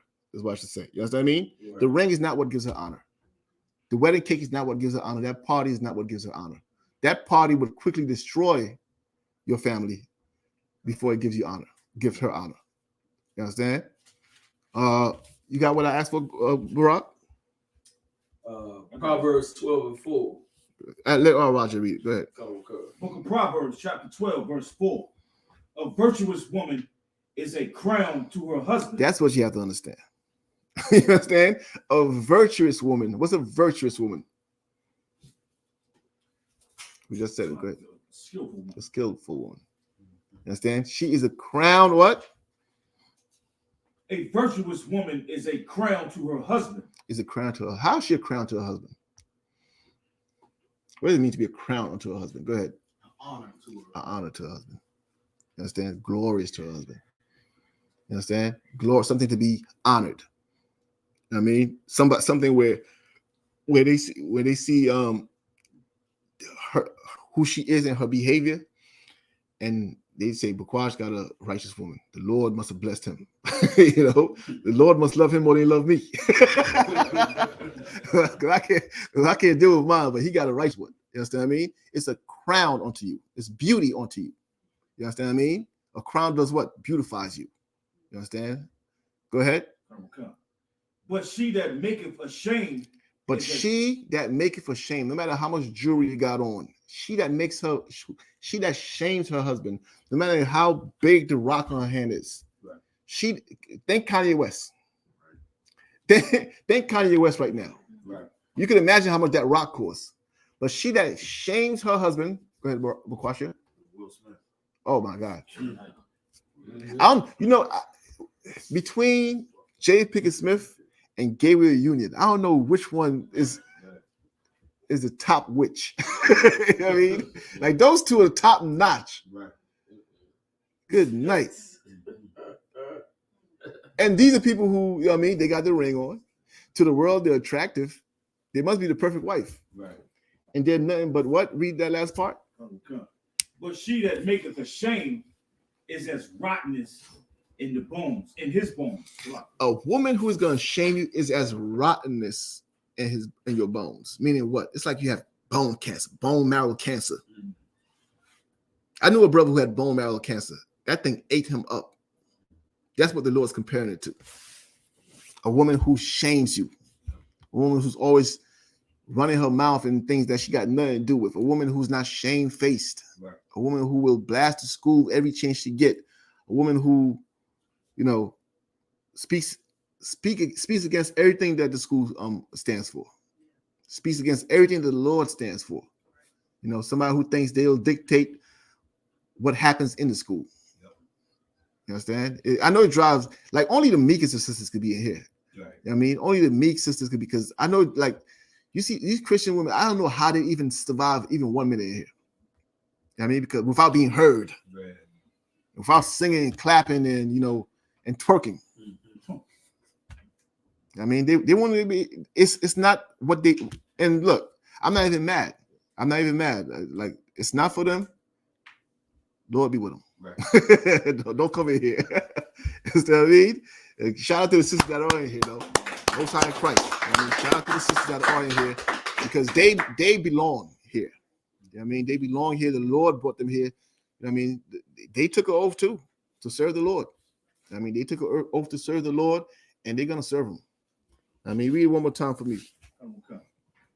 Proverbs chapter 12, verse 4. A virtuous woman is a crown to her husband, mm-hmm, but she that maketh ashamed is as rottenness in his bones. That's it. You understand? You can't. And get me First Ezra chapter 4. Give me First Ezra chapter 4. You have to be aware of these type of women. I mean, especially when it comes to, that's why you have the 6 month rule, and have all types of rules in the school. I mean, because brothers are, like we was talking about, I'm gonna give you one. We was talking about birthdays, Kazak, and how, you know, it's tough. They see it as wrong that you don't celebrate a child's birthday. Right. Let me tell you the toughest time not to celebrate birthday. When you courting a sister and it's her birthday for the first time. You know what I'm saying? My birthday's coming up. My birthday's in a week. Right. Even when you say, "No, I don't celebrate birthdays," for them, but you're gonna do it for me. In their mind. You know what I'm saying? Yeah, you don't celebrate for them, but I'm special. Right. You know what I'm saying? And that day comes, and the call never comes, the gifts never come, and that might be the end of that courtship. You understand? Right. That, unless you fold. Unless you fold. I mean, don't fold in ways, don't fold in ways that, you know, what's the term? A passive aggressive fold, right? Where you kind of like, I don't celebrate, but, you know, happy born day. Don't do that, brother. The Lord's not gonna let you pass on that. Right. You know what I mean? Go ahead, give me what I asked for. Verse 26. This is what you have to learn about going after a sister. Go ahead. First Ezra chapter 4, verse 26. Yea, wherefore a man loveth his wife better than father or mother. No, First Ezra 4:26 is what you got? 4:26. Mm-hmm. Oh, yea, many there be that have run out of their wits for women. Read it again. Yea, many there be that have run out of their wits for women. What do you mean to run out of your wits? You done? Most High Christ. All right, go ahead. What does that mean? It means a man just doing the dumbest thing just to get the woman. Hey, that's what men will do. I mean, women will have that effect on you. You understand? And there be how many? Read it again. Come. Yea, many there be that have run out of their wits for women. Many there be that will run out of their wits for women. Go ahead. And become servants for their sakes. And be what? Become servants for their sakes. That's what happens, bro. You understand? You become a servant for their sake. How could you become a servant to her and still keep your oath to the Lord. Right. One got to go, or you got to go. Something got to happen. Something got to break. Right. You understand? You're gonna find out that the Lord. And let me tell you, brothers, don't listen to these women. I'm telling you, Right. when the Lord comes, black women will put it all on you.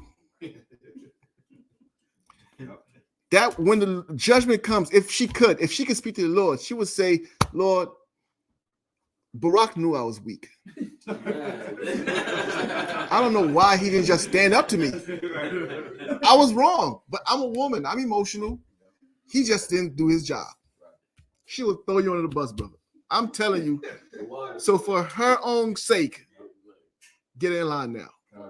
Go ahead, Kazak. So like I said, it didn't take the Lord to come for me to realize that I remember I was younger, and this sister kept bugging me to do something. And of course, we wanted the truth. And she kept bugging me, and I finally caved in to whatever it was that she wanted. I can't remember. And I did it, and I remember it backfired. Everything fell apart. It backfired terribly.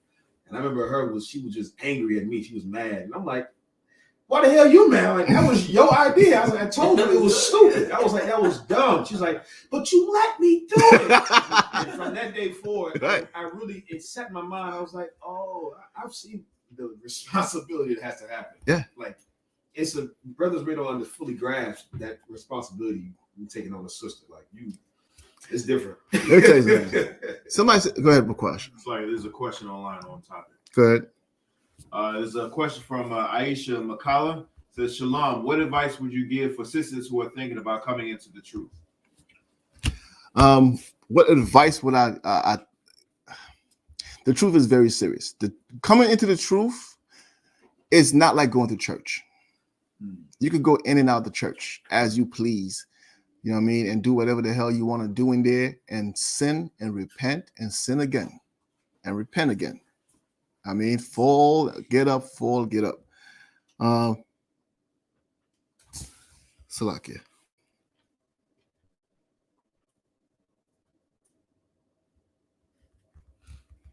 Salakia, give me 1 second.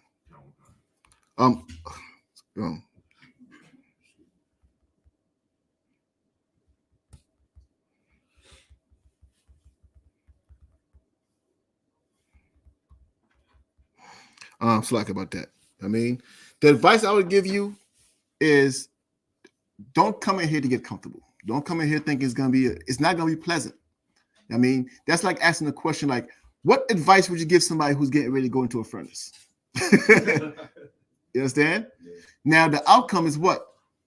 Pure gold. But the process is not a pleasant one.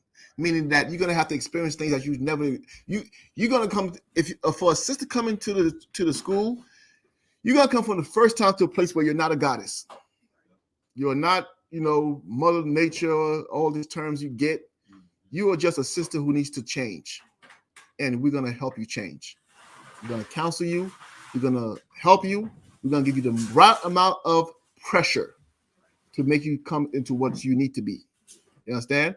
If you come in here to change, you have to remember that coming into the school, you're not gonna stay the same person. You're gonna have to come in here and transform into something that's acceptable to the Lord. You understand? So it's not something that you're gonna come in and get comfortable, where you're gonna come in and be praised and worshiped and get what you want and have your way. No, because at the end of the day, the school it's a good question too. The integrity of the school is everything. Right, and sometimes and this is not for you, sister. Lord willing, you come into the school, you get accepted into the fold, you become our sister. I mean, that's Lord willing. But sometimes it's better you don't. You understand? Sometimes it's better you don't, and it's not because we don't want people here. We're not looking for numbers. This is not a mega church. I mean, the few people in here, I know they're gonna be here every week. I mean, the few people in here are faithful. The few people in here, I would trust with my life. You understand? So it's like that's the kind of family you're coming into. I mean, and if you're willing to put in the work and really humble yourself, and that's something that sisters not taught to do. Sisters, you could flirt your way out of everything. Not in here. I mean, ain't nobody trying to flirt with you in here. If you have a husband, that's your man. You understand me? Don't try to come in here to run from your man. if that's another thing too. I'm not saying that's this sister's case, but in a Christian church, you want to leave your man, just say you to give your life to Jesus, and you run in there and get another man. You understand? That's not this place, right? What I would advise, or whatever city you're in, call the camp leader, reach out to the camp leader, speak to them, let them know that you want to come to the school, get the counsel, and Lord willing, you'll be in here. You'll be at the Passover. When's the Passover? April 15th in Florida. I mean, so I'm not even gonna ask you, brothers. We're never ready, but we gotta make it. I mean, but yes, it's advice I would give you.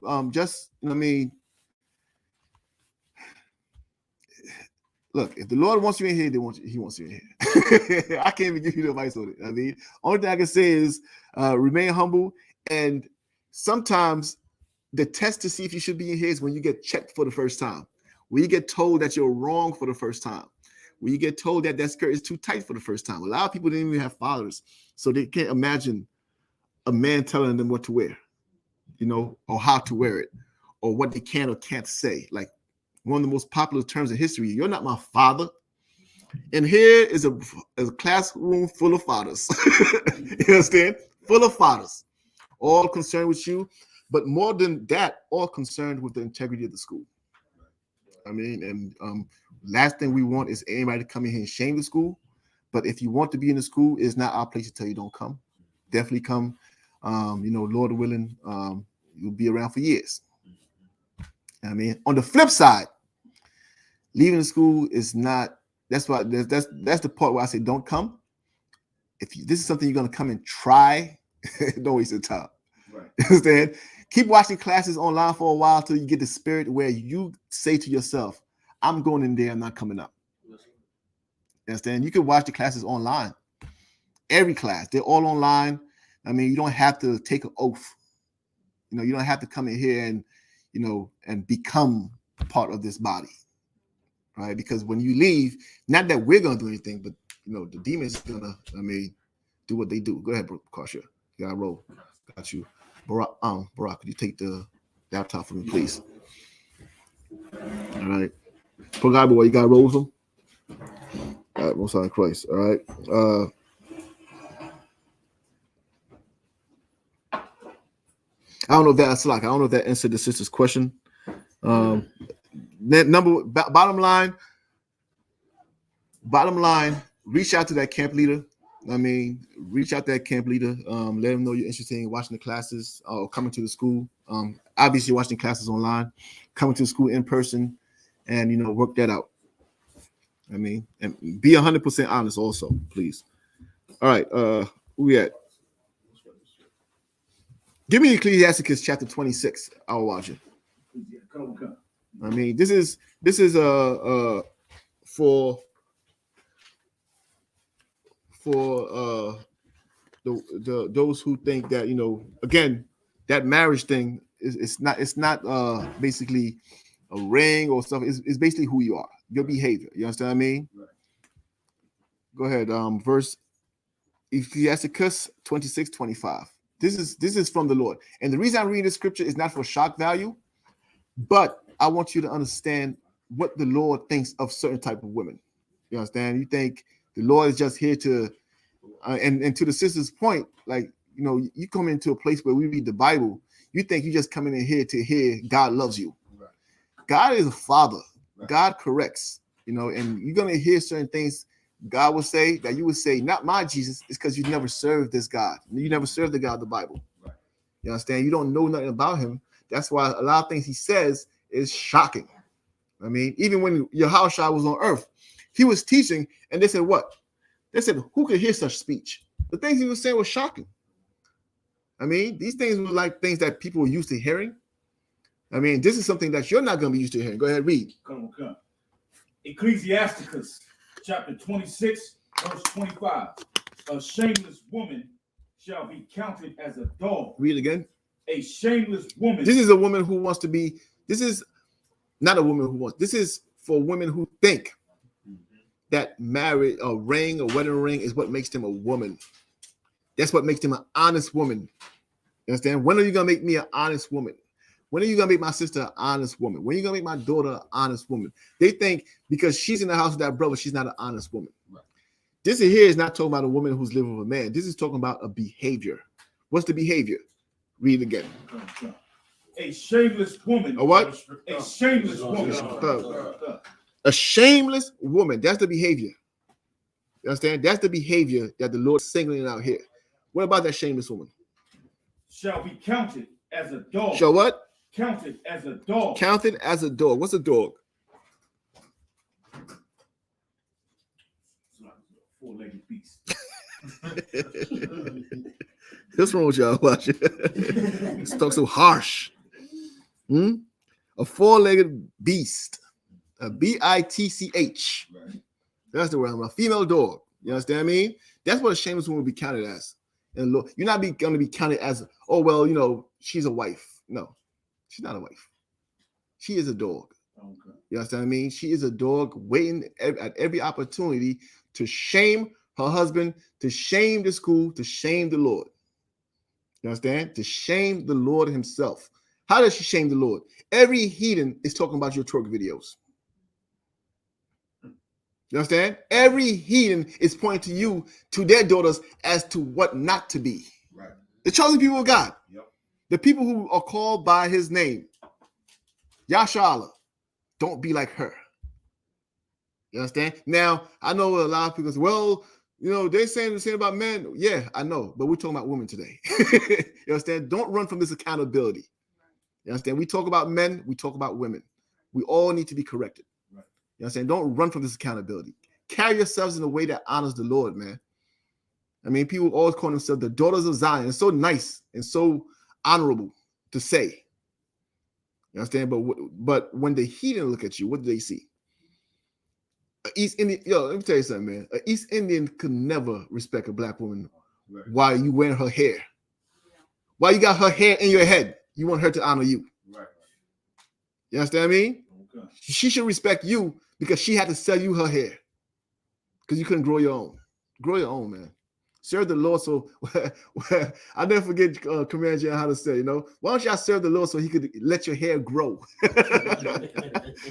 Serve the Lord so he could let your hair. Maybe he'll let it grow, Do that. That's let me read it again. I'll watch it. Okay. A shameless woman shall be counted as a dog. You got it. You understand what I mean? Now, what is this supposed to be? Give me Proverbs 18:22. Proverbs 18:22. And if anybody has any questions, ask or questions online, I'll let Brock keep eye on the questions online. Nothing right now. Dwella.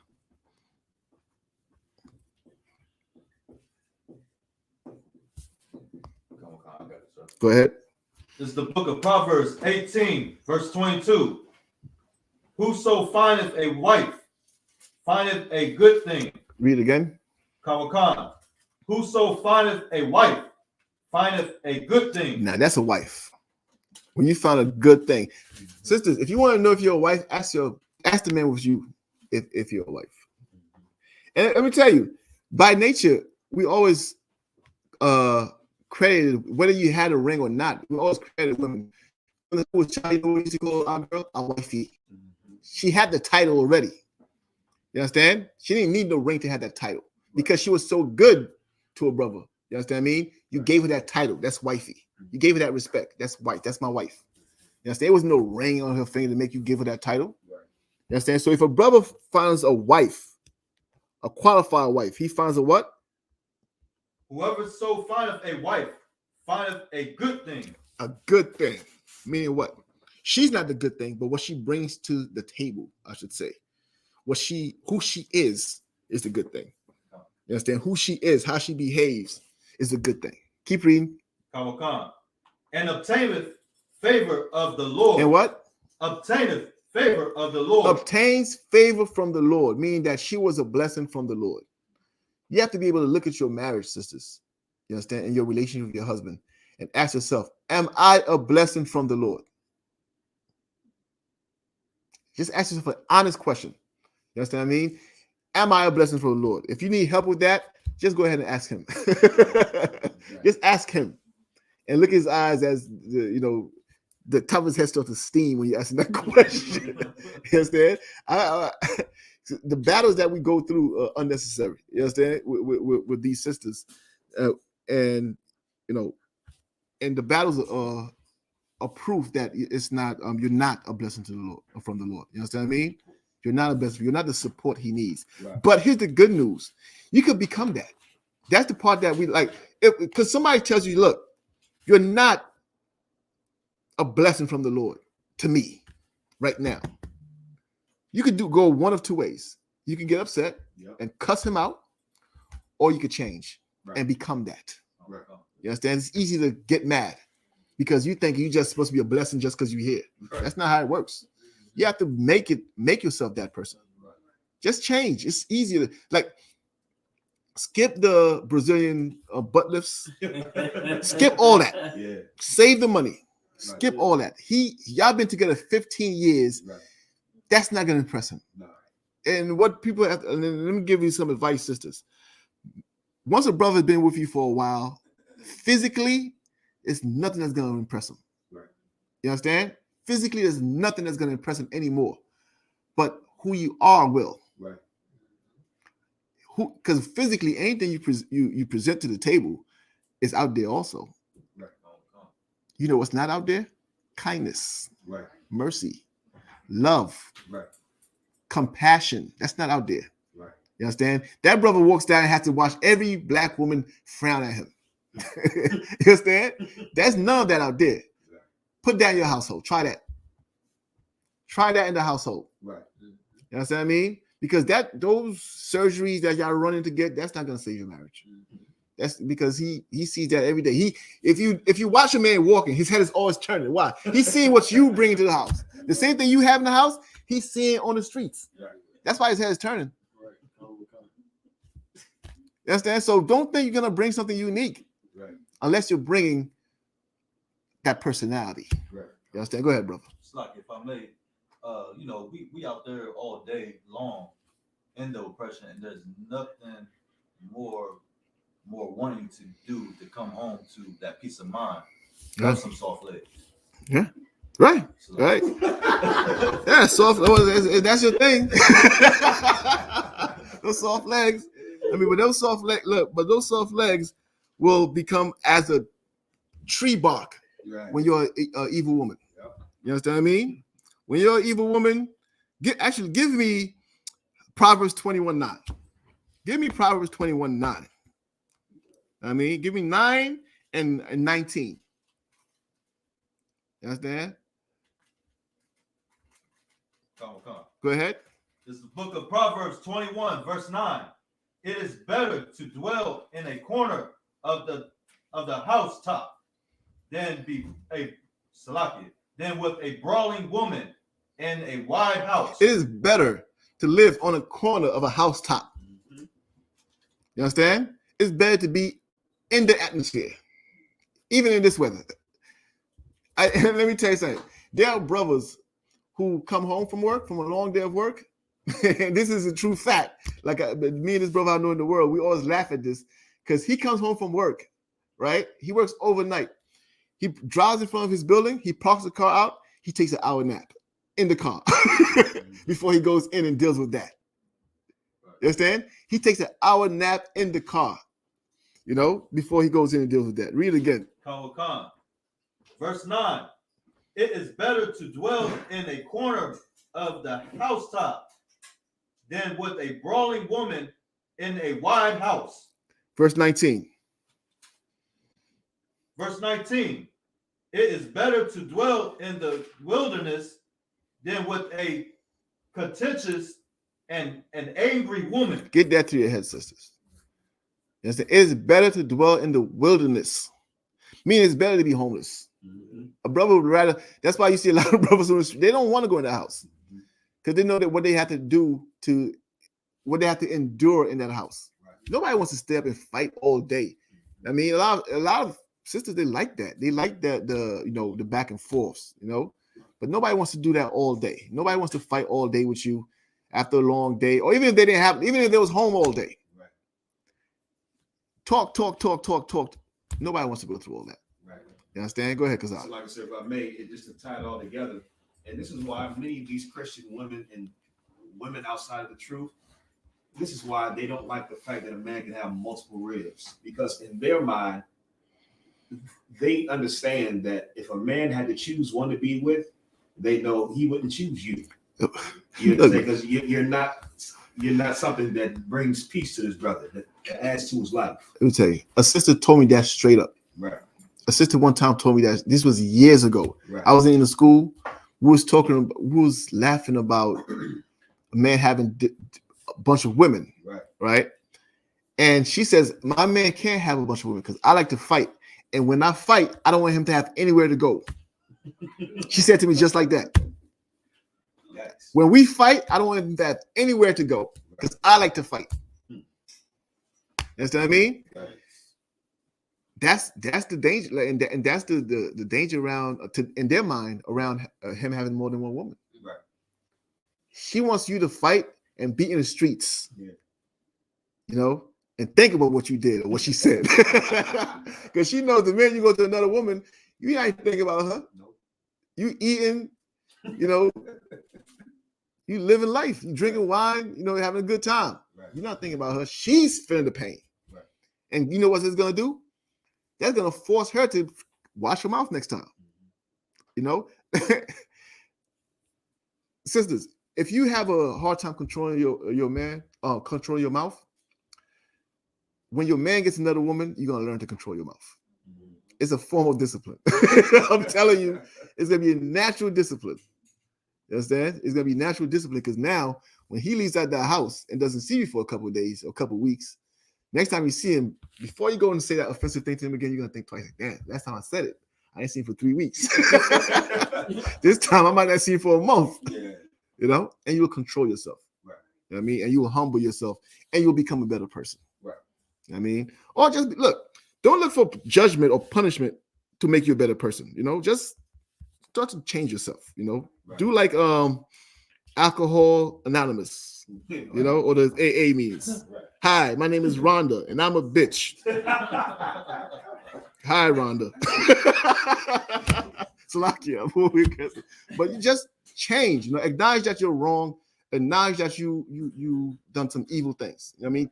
Most of these sisters, they know they've done some evil things to their husbands. They know it, but they won't acknowledge it. They'll make an excuse. Well, he did this. Well, you know, he caused me to do that. Well, you know how I get. No, just say, look, I was wrong. I mean, if you've never admitted to your man that you were wrong, you're a problem. You understand what I mean? You are a problem. All right, go ahead, Shabbat. I like the school's name for him, the Straight Drag. Oh man, I mean, right now. That being said, you know, give me Proverbs 12 verse 4. No, Salakia. Proverbs 31 verse 10. I mean, now this is very important. This here is a sister that should be honored. Now, when we read this, the reason I hate reading the scripture because every evil woman thinks this is them, and it's offensive to know what kind of sister this is, and for you to equate yourself to that. You understand? Every Christian woman in the church thinks this is them. I mean, somebody get that for me. Proverbs 31 verse 10. Proverbs chapter 31 verse 10. Who can find a virtuous woman? Read it again. Who can find a virtuous woman? It starts off by telling you this thing here is not easy to find. It tells you from the beginning, from the jump, who can find a virtuous woman? You understand? These Christians, these sisters, I mean, they think this is them, but guess what? You telling me Tyrone found you, Rashid found you, Michael found you, David found you, Timothy found you, Jeff found you, Larry found you, Tom found you.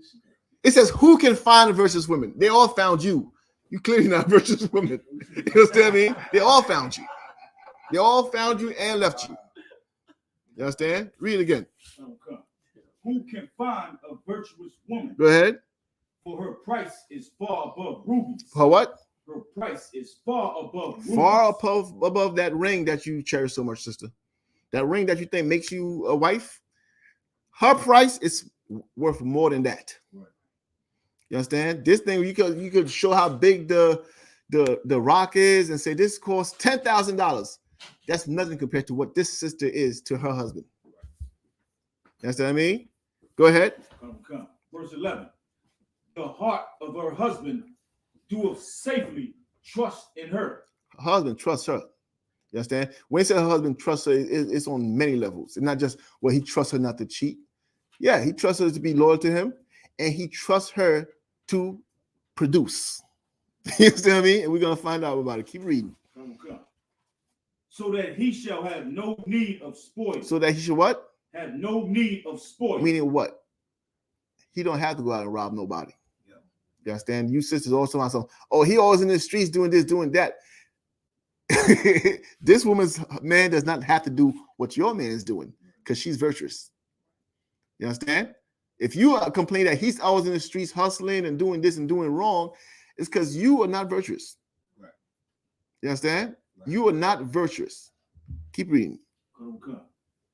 She will do him good and not evil all the days of her life. That's what we just read. Anyone finding a wife finds a good thing. Because what she will do him good and not evil all the days of her life. Right. You understand what I mean? All the days of her life. Keep reading. Come. She seeketh wool and flax and worketh willingly with her hands. She is like the merchant's ships. She is like the merchant's ships. She bringeth her food from afar. She riseth also while it is yet night, and giveth meat to her household, and a portion to her maidens. Read that part again. This part really always bugs me out. All right, go ahead, read again. Proverbs chapter 31, verse 15. She riseth also while it is yet night. She rises in the middle of the night. Go ahead. And giveth meat to her household. She feeds her household, her husband, her children. Go ahead. And a portion to her maidens. And a what? And a portion to her maidens. A portion to her maidens, meaning that she have young girls who live in the house. These are maidens. You understand? These might be from families that are poor, and they give their children to work in households. Right? These are maidens, these young girls, right? She's not fighting with these young girls talking about some, oh, I think you was looking at my man. Are you cheating with her? Treating them, abusing them, and calling them all the time. You ever see how these women treat younger women? She's not doing that to them. She is making sure they ate. This is a different sister. This is not the like if you constantly accusing your man of cheating and doing this and doing that, this is not you, sister. You understand? This is not you. Do not compare yourself to this sister. You see her works. You know, going to the church once a week to twerk does not equal this. You understand? Having a ring on your finger does not equal this. This sister is different. She's bred different. She's a righteous sister. And here's the good news. You have potential to be her. You have potential to be this sister here. That's why it's written down so you understand what a virtuous woman is, what a righteous woman is. You have that potential, but you also have the potential to be that woman who murders her children too. And this is what, let me tell you something on the side. If you don't check yourself, right? You ever read a story about a woman who, let's say, I remember years ago, one shocking, a woman, she put her newborn in the microwave. This was years ago. I remember I heard that story and I was like, who would do that? Let me tell you something. We're all human beings, meaning that what? We could become that if we don't check ourselves. Everybody in here has potential to become a murderer if you don't check yourself. Everybody here has potential to be a child molester if you don't check yourself. Right. Nobody wakes up and says, you know what, I'm going to kill my baby. It happened. That same sister who did that, I guarantee you, let's say 5, even a year before she did that, if you would have asked her, would you ever kill your baby? She would be offended by the comment. Yet here she is. You understand? She became that. If you don't check yourself, if you just let your emotions run wild, you'll become whatever evil thing the demons allow you to become. You understand? Or you could check yourself and become something righteous, something that's good, something that's pleasant to your husband, a crown on your husband's head. You know what I mean? A priest and prophet of the Lord for brothers. You could become that. Or you become the next dope boy. You become a drug dealer. You become, every vile, evil thing. I mean, men go to jail, come out gay. Men go to jail, come out Muslim. Like you coming out something. You know what I mean? Coming out blood, crip. You're coming out something. You understand? Because things and environments change you. That's why this environment here, as I was telling the sister earlier, the integrity of this environment is everything, because people are coming in here to change into something that's righteous. Yep. And we have to protect that above all. Yep. I mean, we have to protect that above all, because this is the place, just like you go to jail to become crip, or go to jail to become gay, or become whatever the hell you become. This is a place that turns men into priests and prophets of the Lord. Right. With 100% success rate, by the way. You know what I mean? As long as you're in here. Right. Right. And we have to preserve that. Right. I mean, and we're ready over time. Well, read the rest for yourself. Yeah. We're already familiar with that, with those scriptures. I mean, with that, we're going to pass the class over to Priest and Officer Shapak.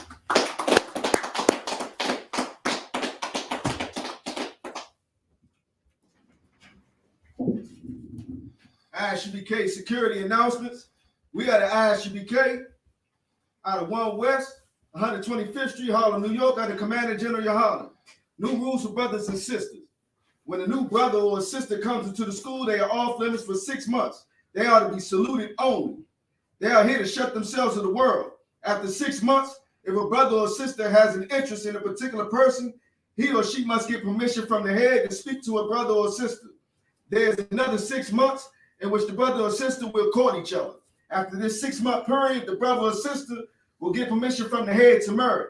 Tithes, which is a commandment. You can find this in the book of Numbers, chapter 18, verse 21. And the book of Malachi, chapter 3, verse 8 through 10, means 10th in Hebrew and is pronounced by I.S.U.P.K. 10% of every penny of any increase the Lord gives you, give to the Treasury Department or teacher. Priest fund, free will offering for priests, not mandatory. Whatsoever amount you would like to give. Upcoming holy convocation. Purim, 14th day and 15th day of the 12th month. Monday the 14th of February and Tuesday the 15th of February, 2022. You find this in the book of Esther, chapter 9, verse 20 through 31. Remind Akim and Akwathia to check on social media such as ISUPK.com, Facebook, Twitter, YouTube, and so on for I.S.U.P.K events and materials. If a brother wants to be a trooper in the school, you should start wearing all black, which includes black boots, black shirts, black pants, black headband, and scarf. And with that, I say Amajim, which means to stand. We'll give one courtesy salute to the teacher, men of Israel, Majim Shabbat, Majim, Barak, Yahweh Shem Yahushua Barakatam. Yahweh Shem Yahushua Barakatam. Yah Yamatah, Saw, which means to turn. Sister Amajim, which means to stand. We'll give a courtesy salute to the sister, men of Israel, Majim Shabbat, Majim, Barak, Yahweh Shema Alatham Hashem Yahushua.